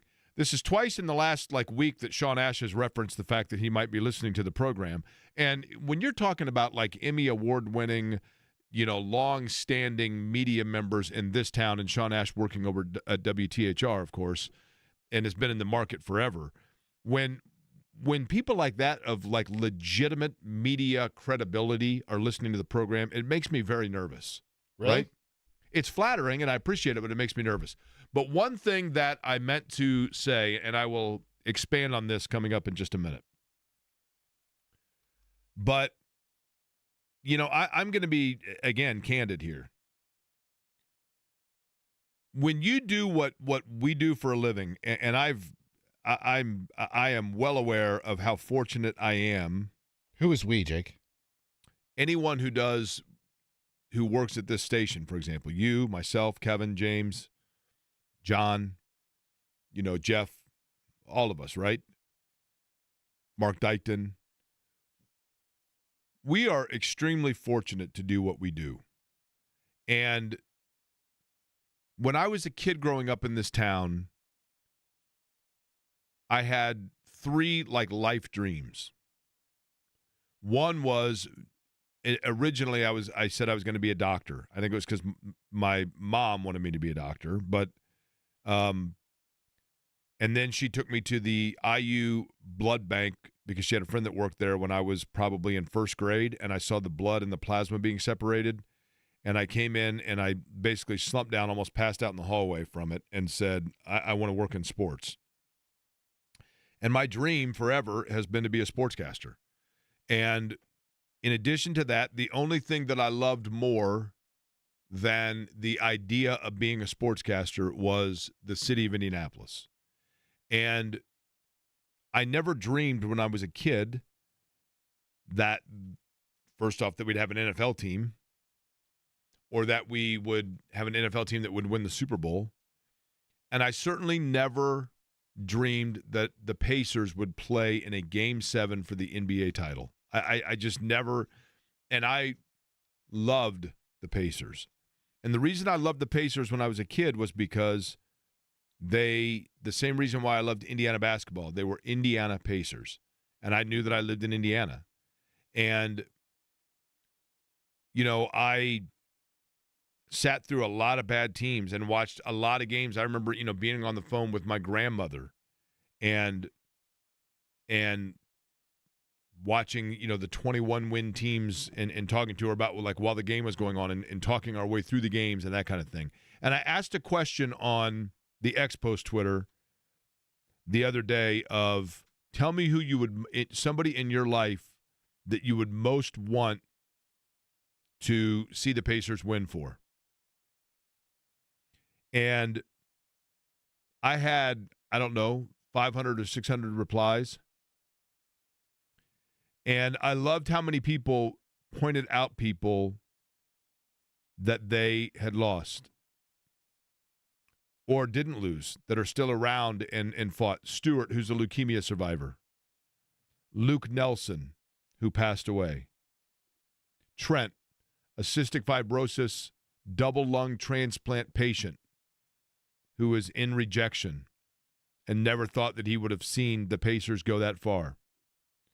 Jonathan's grandmother, who's 88 and has been a Pacer fan since day one. You know, Justin from Greenwood, longtime sports talk participant and host. George Williams' grandmother, who passed away and was a diehard Pacer fan. The number of people that responded to me and sent me pictures of loved ones, people from their past, people that are still around or are going through challenges in life. I want to thank the listeners of this show, the listeners of this radio station, for making it possible for us to the last 6 weeks, Eddie, in my opinion, do some of the most fun shows that we've done. And I think that, you know, this show is relatively new. And when they asked me if I wanted to move to the midday, my biggest priority, my biggest concern, my biggest initiative was I wanted to make sure that we did a show that more often than not people found fun and people found welcoming. And I think we've been able to do that because we've been given the topic of a team that this city loved, and it allowed for you and I, as two people that grew up in this town, the opportunity to show our love for this city as well. And for those people that followed along, that listened along, that sent me those messages, gave me those names, and made it possible for us to continue to do this dog and pony show every day, I think we owe everyone a huge thank you. And it's been a privilege, and it's been an honor, but most importantly, it's been tremendously fun to do it and to collectively bring everybody together for a platform and a show. That's why it's called Query and Company, because the company is everybody listening, and I enjoy everybody's company each day. But what happened last night was not disheartening. It was the culmination of special. I'll explain next.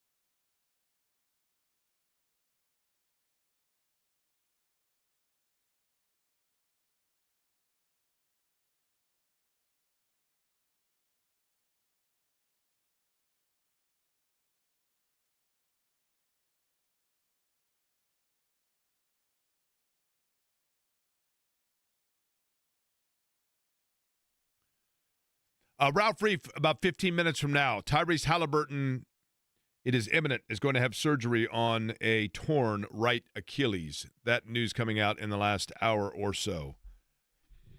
But I'm going to get back to what I said off the top of the show. I got up today and, like many of you, was still kind of processing, the disappointment. I wanted so badly to see this franchise win a title. I don't know if I'll see that in my lifetime. I know what it meant to the people of this town and what it would still mean. And the number of people that feel a connection to those via sport that are no longer with them and that they thought of during this run. And I thought about Tyrese Haliburton and his injury and how cruel it seemed. But then what dawned on me was this. What dawned on me was that to a great extent, what I was disappointed by was selfish. Because I wanted to see a parade. I wanted to see that trophy going up, and I wanted to see what it was like to buy a T-shirt that said World Champion Indiana Pacers. And I kept thinking all day yesterday about the fact that, you just don't know if you'll ever get back here again, so they've got to kick this door down and just get it, because you just don't ever know. And then it happened. And when it happened, like many people, I guess my first thought was, what does this mean for the Pacers' chances? And that led to disappointment because I'm like, man, they got this close, and then once again the basketball gods took it from them. Because, from Clark Kellogg to Steve Stepanovich to Rick Smits with plantar fasciitis to Reggie Miller with an ankle and then an eye orbital break and, Paul George and Victor Oladipo, and it goes on and on. But as I sat through it and I waded through it, what I realized was this. There are two ways that you can look at circumstances in life. And sports oftentimes is, while it is a diversion for us in life, it is also sometimes a roadmap for us in life. And the two ways that you can look at things is you can look at things and you can be upset about what you were denied, or you can look at things and you can be joyful about what you were afforded.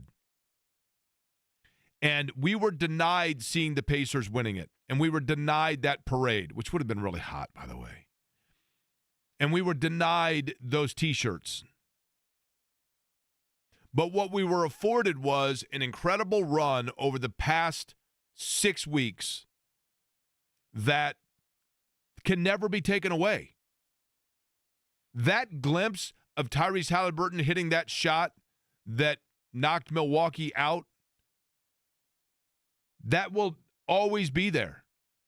The euphoria of Gainbridge Fieldhouse when that happened and the people spilling into the concourses and high-fiving and walking down the street and people saying and bonding. Look, this is a city in Indianapolis that I love with all my heart, but we're going through some tough times in this town, admittedly. Indianapolis is changing a little bit. And yet, those moments of walking into the gas station and seeing somebody you've never met before and you both have on a Pacers hat, and so you look at each other and you're like, yes, sirs, or high-fiving strangers leaving the field house, or people hugging and embracing and celebrating and unifying with those of which they would never otherwise have had anything in common. That's what sports is supposed to do. That's what life is supposed to do. And that's what happens when you celebrate the things you were afforded. The miraculous win to seal the Milwaukee series. The entire city collectively in Cleveland when Haliburton all of a sudden steps back and hits that three and they steal game one. And literally you feel like everybody in every house in Whoville is watching the same thing. And it bonds and connects us. And in a time when you can't even drive anywhere in Indianapolis without going 2 blocks and running into road construction and orange barrels, we were actually connected without impediment over this run. And you can never take away, because it will forever be there for us in film, the shot in New York in Game 1. Or the euphoria of the roof blowing off Gainbridge Fieldhouse with the blowout win in Game 6 to seal the New York series. Or the steal of Game 1 in Oklahoma City. Or the Game 6 when Shepard hit that 3 to go up 30, and I turned around and literally, I'm not lying to you when I say this, I turned around when that happened, and instinctively, I grabbed Shannon and lifted her up off the ground, like lifted her up, and everybody around me, I'm high-fiving people I've never met before. And it was spontaneous euphoria, unscripted euphoria. Those things can never be taken from us. But more importantly, you look at Tyrese Haliburton and you look at the pain and the despair of him punching the floor last night and slapping it and basically crying. And you look at a guy that was drafted by the Sacramento Kings, felt like he was going to a place that forever wanted him. It was important for him to be a part of that team and that franchise and that community, and he thought he was. And then when he least expected it, they come to him and they say, we're actually trading you. And we're going to go in a different direction. A direction that they didn't even hold on to because they ended up trading those pieces they were going to build around. But when Tyrese Haliburton came to Indianapolis, he didn't want to be traded. He didn't want to leave Sacramento. He was hurt. I don't mean physically. I mean, he was emotionally hurt. He was saddened and he was disappointed and he was hurt. And he felt defied. But Tyrese Haliburton had two choices in that moment when he arrived in Indiana. He could sulk over what he was denied, or he could embrace what he was afforded, the opportunity to build with a franchise that wanted him. And he chose the latter. And he has this personality that carried over to his teammates. And yes, talking heads can debate whether or not he is a superstar. And yes, people can talk about whether or not he is a first-team or a second-team All-NBA performer. But when it mattered most, he delivered for his teammates, and he afforded us, a city, and his teammates opportunity. And now, because of the fact that he's hurt, he's going to be out a year, because of the fact that Obi Toppin and Ben Shepard and Benedict Mathurin and Andrew Nembhard and presumably Miles Turner and Aaron Nesmith, they're going to have to go through and play next year without him. And they have the choice to either sulk over what they were denied or embrace what they are afforded. And what they are afforded is the opportunity to figure out different ways to play, to bond even closer, and to look towards the leadership of Tyrese Haliburton of fighting through that. And I believe that's what they will do. And yes, it's going to be a long haul. But it wasn't long ago when Kevin Pritchard and Chad Buchanan sat down with the local media and said, we need you guys and gals to make the fan base understand that this is going to be a long process of a rebuild. We really like this Tyrese Haliburton guy we traded for. And we really like this Andrew Nembhard that we drafted. But it's going to be a while to find out, and I remember them saying, and we have another piece we like coming in. They couldn't say Toppin because the trade wasn't official yet. But it wasn't long, and at that time it seemed almost impossible to fathom that they were putting together something that in an accelerated fashion was going to get them within 2 quarters of an NBA title. And that's where they took themselves. And the professionalism, the camaraderie, the chemistry, not only does it excite me what they can do now with this adversity. And yes, there are a lot of hard questions that are going to have to be answered about the direction. What you do with Miles Turner. Do you go into the luxury tax now? All of those things. I understand all of that. But what we as a city, what we as a radio station, what we as media members, what we as fans, and I'm a fan, I can sit here and sulk about the fact of what we were denied. I was so looking forward to doing radio shows during a parade. What a dream. Pictures of me and thoughts of me back when I was 15 years old wearing a Pacers sweatsuit, handing out programs at the game when I was a ball boy for the 88-89 season, and thinking about going back and telling that kid that someday he'd be able to watch the parade or broadcast from the parade. I loved that thought. But instead of being upset about what I didn't get to see happen, I want to thank that organization all the way back to the original days, Bob and Nancy Leonard and George Irvin and Donnie Walsh and Dr. Jack Ramsey and Jack McKinney and Jim O'Brien and Larry Brown and Bob Hill and Nate McMillan and Nate Bjorkgren and Jim O'Brien and Frank Vogel.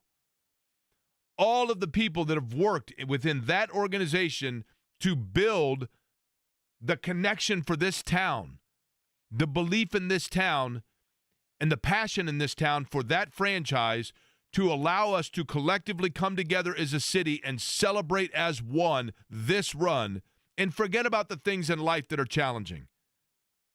And forget about the things that have us down and instead let us every single night that they played games for the last 6 weeks, and for some people, for every game this season. But for us to have the opportunity to sit down and just kind of forget about things, and rather than thinking about the people on social media or down the street with a sign in their yard you don't like, or a post you didn't like, or something that has you down, knowing that there was common ground for all of us with this basketball team. And this franchise has been labeled and this franchise has been branded essentially by two different things. One is resiliency, and one is almost a curse. Ralph Sampson and the coin flip and not getting the 3-time college basketball player of the year. Patrick Ewing and the frozen envelope and not getting the number 1 consensus pick in the 85 draft. The injuries, everything that comes into wondering why there always is that piano hanging on fish wire above a Pacer fan as they walk into the arena. But then there's a resiliency. Having Reggie Miller get drafted and going up and actually eliminating and essentially ending the Patrick Ewing era for New York.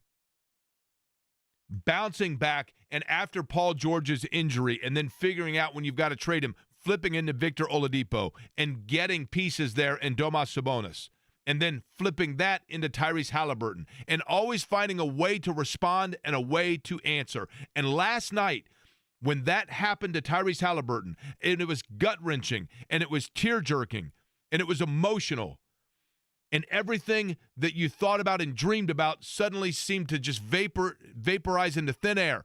But even though Obi Toppin admitted to the fact that it was on their mind, and even though you were watching it, wondering what was happening and almost feeling like you were watching some sort of a fait accompli of yet another disappointment, you know who never packed it in?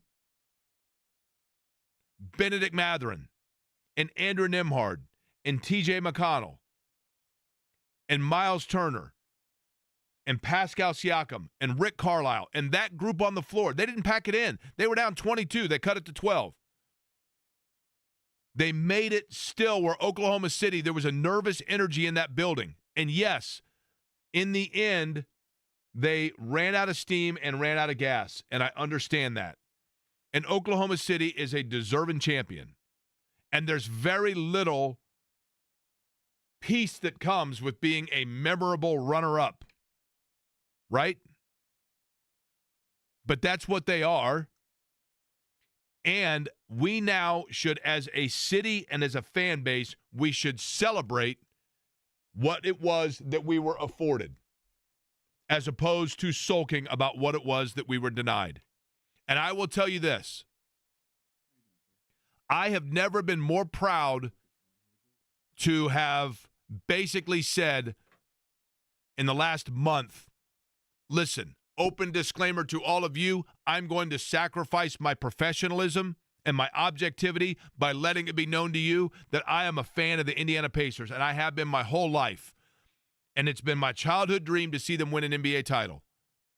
And instead of sitting here saying, maybe my childhood dream I'll never see, I don't know, I'm choosing to simply say this, and that is, I'm proud to be a fan of the Indiana Pacers because of the way that organization handled themselves, that team handled themselves, and how they never to the very end gave up, even when it would have been easy to sulk about what they were denied. And I think doing that was a testament to the spirit of this city and to the personality of their leader in Tyrese Haliburton. But Haliburton, we now know officially a torn Achilles, and he will be out, one would assume, 8 to 12 months is the general timeline. Joining me now on the Ryan Geist Brewery guest line, he is a long-time, well-known, almost ubiquitous, and at the same time synonymous when it comes to athletic training in Central Indiana. Ralph Reif is now the president of Reif Executive Performance Solutions and has worked with everything from U.S. track and field to basketball players to auto racers to football players, and joins us. Ralph, first, it is always a pleasure to speak with you. I appreciate your time today. And I want to simply begin with this question, and that is, with an Achilles, and I know that every person is different, but with elite-level athletes who are undergoing an Achilles tear and then the surgery that goes with that, how long after that is it before somebody's able to kind of get back into routine of motion from the injury? Well, Jake, it's great to be on with you, and I love your passion. That's an understatement, obviously, but thank you for being who you are. It inspires and lifts all of us, and I think you speak for the entire community of Indianapolis and the state of Indiana. So I appreciate that. As I watched last night and literally felt sick to my stomach when we saw the reverberation in his calf and so forth, and Josh Corbeil knew right away, obviously, as he was out on the floor attending. So a lot goes on with the Achilles tendon. It's there's been great advancements in the care, the holistic care of that mechanism of the lower leg over the last couple of years. Been a lot of discussions, and before I get to your right to that answer, I'll just tell you that the conversations. So I was at a high performance meeting in London in October, and there happened to be some folks there from the Atlanta Hawks. And as we began chatting, and Kyle Korver, who you would know, and Kyle said, Ralph, what are we going to do about this epidemic of Achilles ruptures in the NBA? And so that was in November. And since that early season time until last night, I believe it's 8 Achilles tendons in active players in the NBA. So this is a high-level discussion amongst everybody in the NBA, and as various injuries have had that attention over the years. Hamstrings was a significant issue in the NFL and the United States Olympic Committee, particularly with bobsled and with the sprinters in track and field, and they solve things over time. You don't eradicate injury, but you solve things. So to this Achilles, they'll want to expedite and have the repair as soon as they can. You don't have to wait because there's not a great pooling of blood or any kind of things that have to be prehabilitated with this as you might with an ACL. So surgery takes place. There's various options to do that. They all have equal outcomes over lots and lots of studies and research. Early return, early motion is one of the indicators of where advancements have been made in the last several years, is that once the surgery is done, there's really an effort to get early motion going. Let's just say 10 years ago, sometimes people would get the Achilles tendon rupture repaired. They'd be put in a cast with a heel block under their heel, and they would immobilize them in that shortened manner for a while. So that's all gone. I think as soon as you can wiggle the toes and as soon as you can begin to to get some pulsing into the, now I said pulsing, right? And I literally, with electronics and other things, you can actually do some pulsing of the area of the whole lower leg extremity to just keep the muscle memory and the nerve memory in place. All of those things early on, Jake, really pay huge dividends down the road. And so to specific to your question of how soon might motion occur, motion may occur within the first 72 hours of surgery, depending upon the surgeon and depending upon the rehabilitation team and their input on that. But that's what most people are doing now. Okay. So Ralph, and I know, again, it's different with every person. Ralph Reef, my guest on the Rhinegeist Brewery guest line. I think it's safe to say, if we look at Blueprint, Isaiah Jackson of the Pacers missed the entire season, right? And so too did James Wiseman, and they had Achilles injuries. So let's just say, for the sake of discussion, that Haliburton does. They go ahead and rest him for next season, and he comes back, right? Is there any way to know what the level of, because with Haliburton at the point guard position, the reality is that I think part of what makes him an elite level player is his initial burst with the basketball and his ability to get around a defender, and then you got to step off of him, and that allows him then to have open looks from the three-point line. Typically speaking, once an Achilles is repaired via surgery and the patient then recovers through the process, is it more common or less common that they return to 100%? It is. I could not find, so I'm going to speak in two terms here. From a research standpoint, there's nothing out there that specifically follows that component, nor is there really, we haven't been keeping analytics in NBA for that long to where you can baseline Achilles ruptures, repairs, return to play, and return to elite status.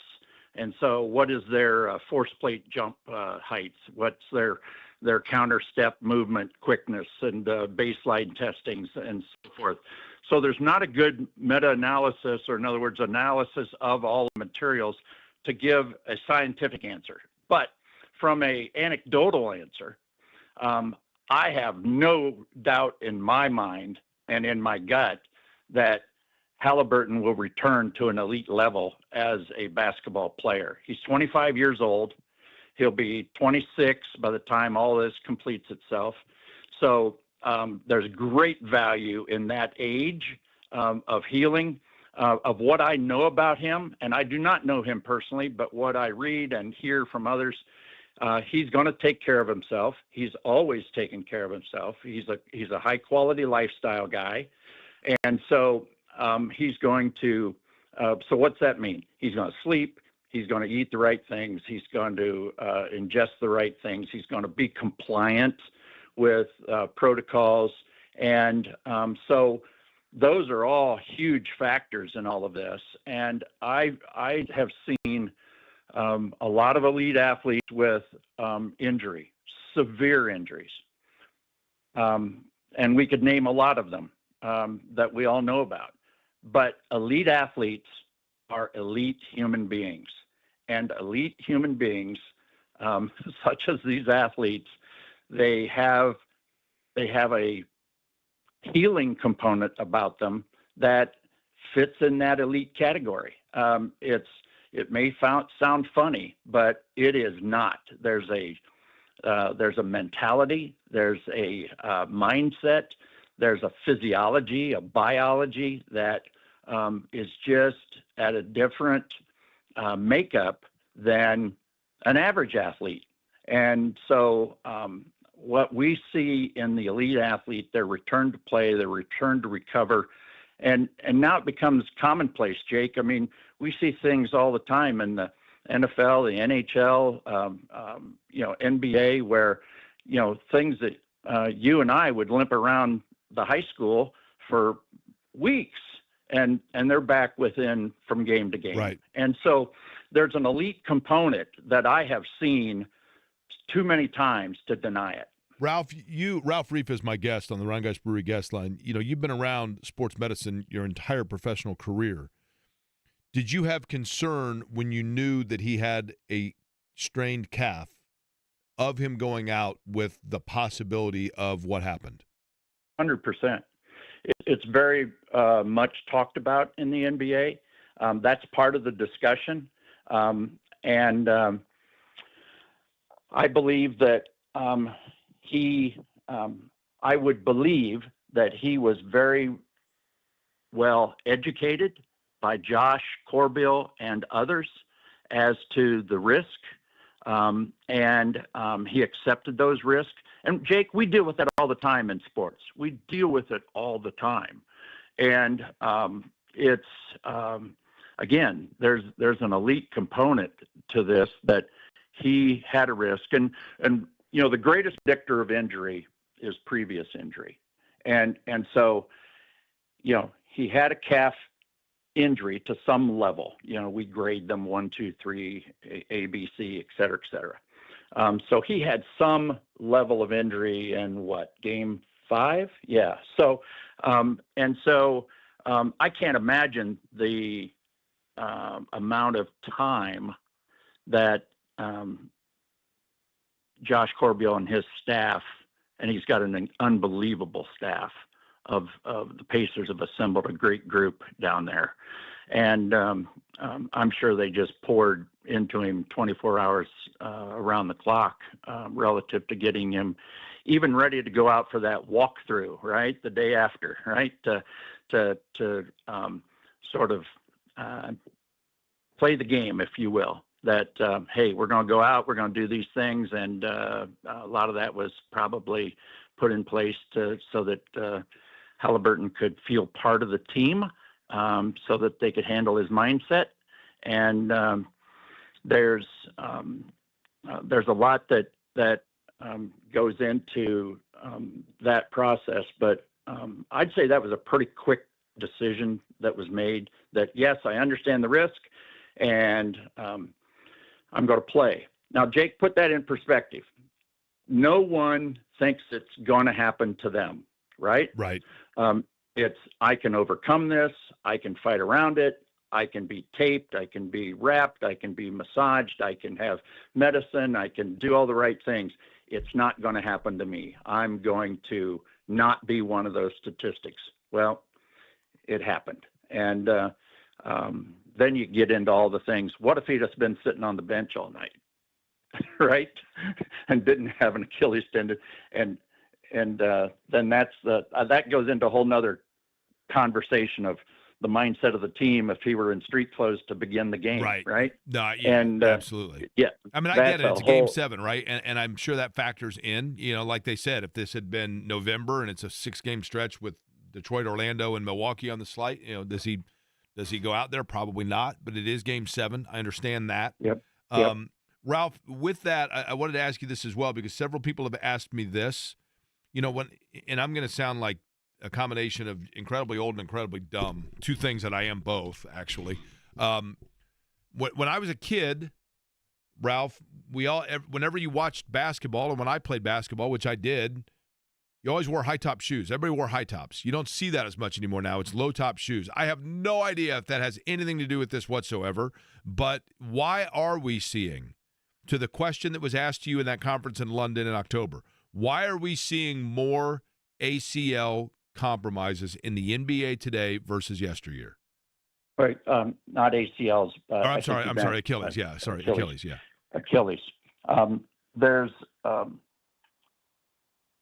are factors. It's multifactorial answer here. So athletes carry more density on their frame. In other words, lower percent of body fat. So you're carrying a much denser body structure on the bone structure. That is a factor. And then just the power that's generated. I mean, elite athletes, particularly in basketball, spend endless amount of time in their programmed training to develop multiple repeat jumps with extreme power, right? And first step quickness, defensive drop steps, all of those things, they're ingrained in them. They've been working on that forever. And so that power factor becomes difficult for the body to manage all the power that's put through the muscles. There are a lot of companies, and I don't know exactly the long leggings that Haliburton wears, who they're manufactured by, but there's a number of companies that actually do research to help reduce the vibration within the muscle tissues so you don't put much strain on the muscles. So those are the factors that go into why does it happen these days. And load management is another piece of it, but that's where the controversy really gets heated. Okay, well, let me ask you this, managing Ralph. load. And this is, again, I'm going to sound like an idiot, I realize, okay? But I'm curious of this. What we are seeing now versus even 10 years ago, but we'll go 20, 30, whatever you want to go with. The ability for players of massive size to have an athleticism that we did not see. So, in other words,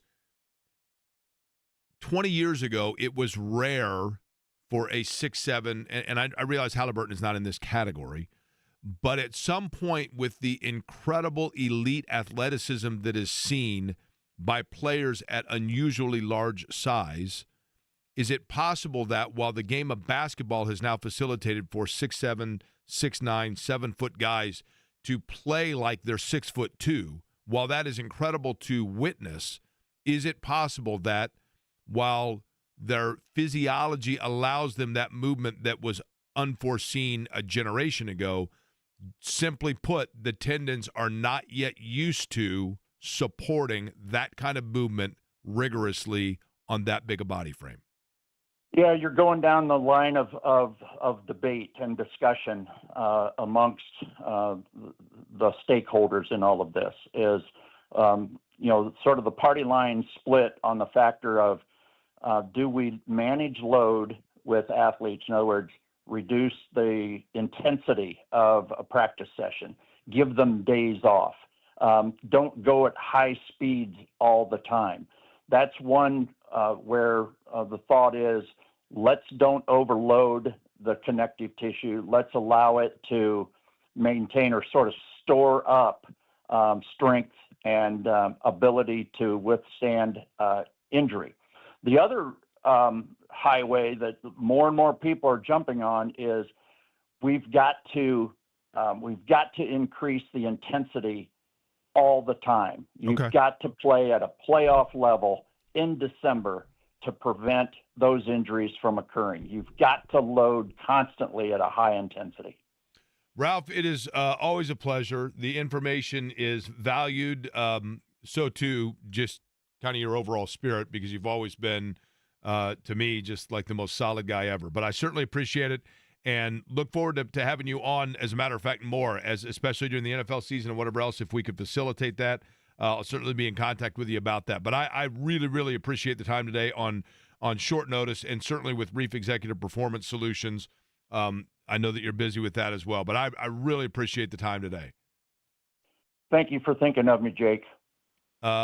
Absolutely. I mean, the foremost authority, when it comes to sports medicine in Indianapolis for many, many years. Ralph Reef joining us on the Rhinegeist Brewery guest line. We're over. We'll come back. We'll take a break and get back into and kind of unpack everything we just heard there.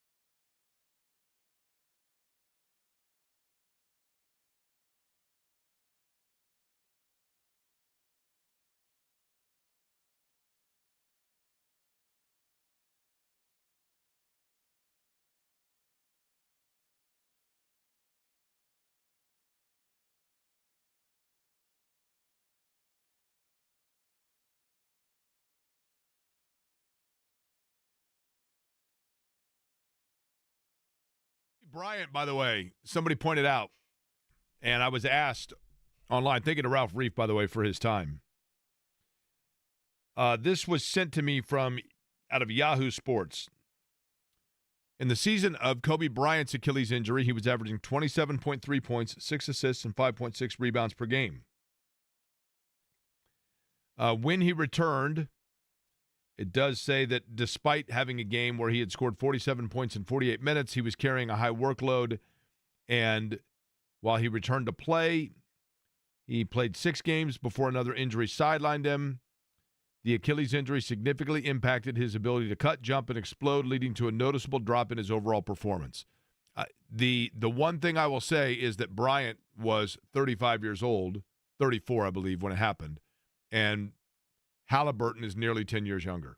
And I do think that's a factor. I'm not a doctor, but I do think that's a factor. Based off of what Ralph Reef said in that past segment, yeah, that sounds like Tyrese is on the younger side of things. Like when you think of Kevin Durant, I don't know how old he was, but he was probably approaching 30 or if not 30 when it happened. And Tatum and Tyrese are going to be interesting to monitor going forward because they're both around that same age of 25 years old, and Lillard's on the older side of things. So how does that impact him?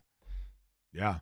I mean, that's, all questions that we'll watch here, Lillard as well. I mean, and, with Lillard, he knew right away. I think Tyrese Haliburton knew right away as well. We have tickets to give away, correct, Eddie? Yes, sir. This is for the Indy 11 women's soccer match taking place tomorrow against Racing Louisville FC. This is tomorrow night, correct? Yes, make sure you hydrate and you're staying cool. And you're wearing sunscreen. Yeah. Not the do you think the sunscreen I got, do you think it's like the 2013 sunscreen and it was expired? I'm not sure. Because I'm telling you, I saturated myself in it, and I literally right now, I will admit, look at my arms. And my legs, like I told you look like a tomato. I can't stand up. 239-1070. Caller number what, Eddie? Oh, we've got 2 4-packs to give away. Okay. So if you would like to go with 3 others tomorrow night to the Indy 11 women's soccer match, this is against Racing Louisville FC tomorrow night. So you got to be available tomorrow night. And yes, hydrate, but they'll have plenty of fine beverages out there. Callers number what? 2 and 4. How's that? Sounds good to me. 2 and 4, 239-1070. You're on your way.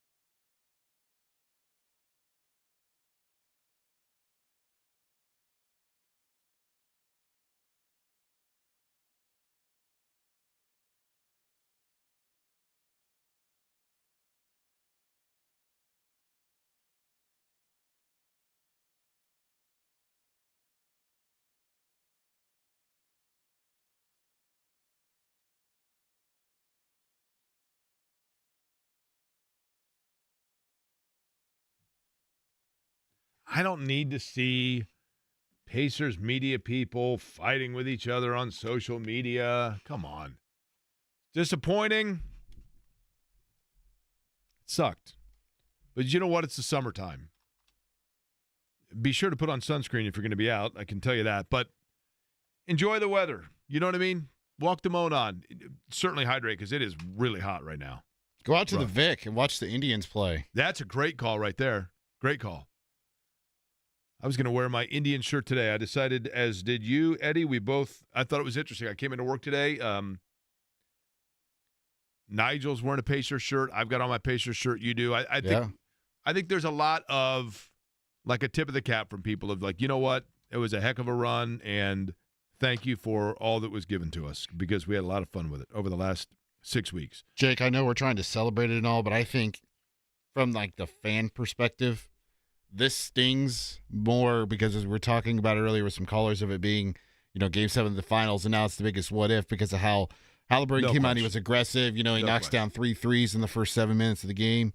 But I think the part that what really hits home is the fact that when the Pacers acquired him, he embraced this city in a time when they needed a star to embrace it. No question. Just because they were missing a player like a Tyrese Haliburton, a player that was willing to stay in the state of Indiana, play for Indianapolis, represent the franchise in all of its history, and for him and the city to embrace this team, and the state for that matter, I think is what makes this even worse and sting even harder. Yeah, and the fact that you also realize that it's going to be, that it wasn't just one game. It's going to be another year, right? I mean, people were so excited for next year, and then that just takes an additional, like, wind out of the sails for certain. But, I think, as I said, and I've said all show today, I think we should, instead of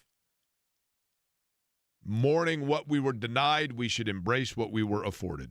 I stick by that. And it was just tons of fun. And I loved every minute of it. And I tried to soak it in and just live in the moment of it. And, yeah, it was disappointing for sure. I can't wait for the IBJs. I'm sure they'll have something about this. Just how much money this postseason run generated for the city in downtown. Boy, downtown. I mean, just so much fun, and downtown needed it. I mean, we got to continue to. Hopefully, it reminds people what it's like to be in restaurants and bars downtown and everything else. I mean, it was truly, truly special. I was in Wisconsin, by the way, for the IndyCar race at Road America, won by Alex Palou. It was a gorgeous. I mean, the weather was great, but man, it was like. Literally, it was close to 100 degrees to the heat index in Wisconsin, for crying out loud. Yeah. So I did not bring back, because I was I literally, as soon as we were done yesterday, and it took a while to get out of the complex, but as soon as we were done, I hopped in the car with Nick Yeoman and we're like, let's get out of here so we can go try to, watch as much of the game as possible. So I did not do my normal stop at Woodman's, and no beer ferry for Joel A. Erickson. Or me. That's very unfortunate. I know. And I then, do enjoy there's the spotted cow. Cheese spread that I wanted to get. I didn't get that either because I'm like, I can't leave it in the car. Yeah. You would have had queso by the time you got back to your car. There is no doubt, man. I mean, it was just, all of it. There was a lot of construction in Chicago, construction in Milwaukee. It took us, I think it took about 6.5 hours to get back, and it only took me 4 and change to get up there. Let me guess, you drove. I did. Yeah. You have to be in control. I get it. Excuse me? Yeah. You have control issues, Jake. Do I? Yeah. You have to be in control of everything. It's okay. JMV has arrived. He is walking in. John, big show lined up for today? Big damn show lined up today, man. Jake, hey. What's that? I'm sorry. I was going to say, how's the calf ankle situation? Hey, man, I wore this boot until the end of time after last night. Let me tell you that. Yeah, no kidding, right? Like, I was skeptical about it, and I'm thinking, I'm feeling good. I'm going to come back. And then after watching that last night, I'm going, I'm going to wear this thing until they peel it off of me, for sure. So, because especially being 55, old, out of shape, unathletic, after watching last night. So, how we feeling today, boys? Well, I'm sunburnt, but other than that. Me too. I feel great. You know what, John? This is what I basically did for 3 hours. I'm like, we could sit here and do like some sort of, funeral procession, but I'm like, Hey, listen, that was a heck of a run. It was tons of fun. It was good for, I think, all of our shows. It was good for the camaraderie of the city. And they were I denied had a blast. a game. I had It was a great, blast. right? I'm All of not, it's been great. and I know there are a lot of people, Jake, in this market that just wallow in misery because there's been so many situations to where you want to be miserable. I'm just not going to allow it. On my watch, I mean, those that want to live with the misery can piss off because that's not going to be me. We're going to talk about what's going on. We're going to move forward. And I had by the way, sunglasses. Wow. Yeah. I mean, that's major right there. And let me tell you, I was caked in sunscreen. Were you really? But I was 35 feet up. Well, not that. I was more like 20 feet. I was 20 feet in the air on a scissor lift. That's impressive redness you got. How about me? You like mine? I don't put sunglasses on because I don't want. Yeah, the raccoon eyes are a little embarrassing. Yeah. I probably should wear glasses so you don't notice them as much. But it's pretty bad. But mine was because I got completely, hammered in the pool yesterday. And then I did some absolutely great Mad Dog Sports Radio. Oh, really? Oh, yeah. They pulled me out of the pool, and oh, man. Nice. I'm surprised they haven't hired me. I was going to say, yeah. Because they called me. I said, hey, you guys are going to get a very inebriated version of me right here. I hope you don't mind. Nah, we're okay. All right, then. And that's Sirius XM, right? Oh, yeah.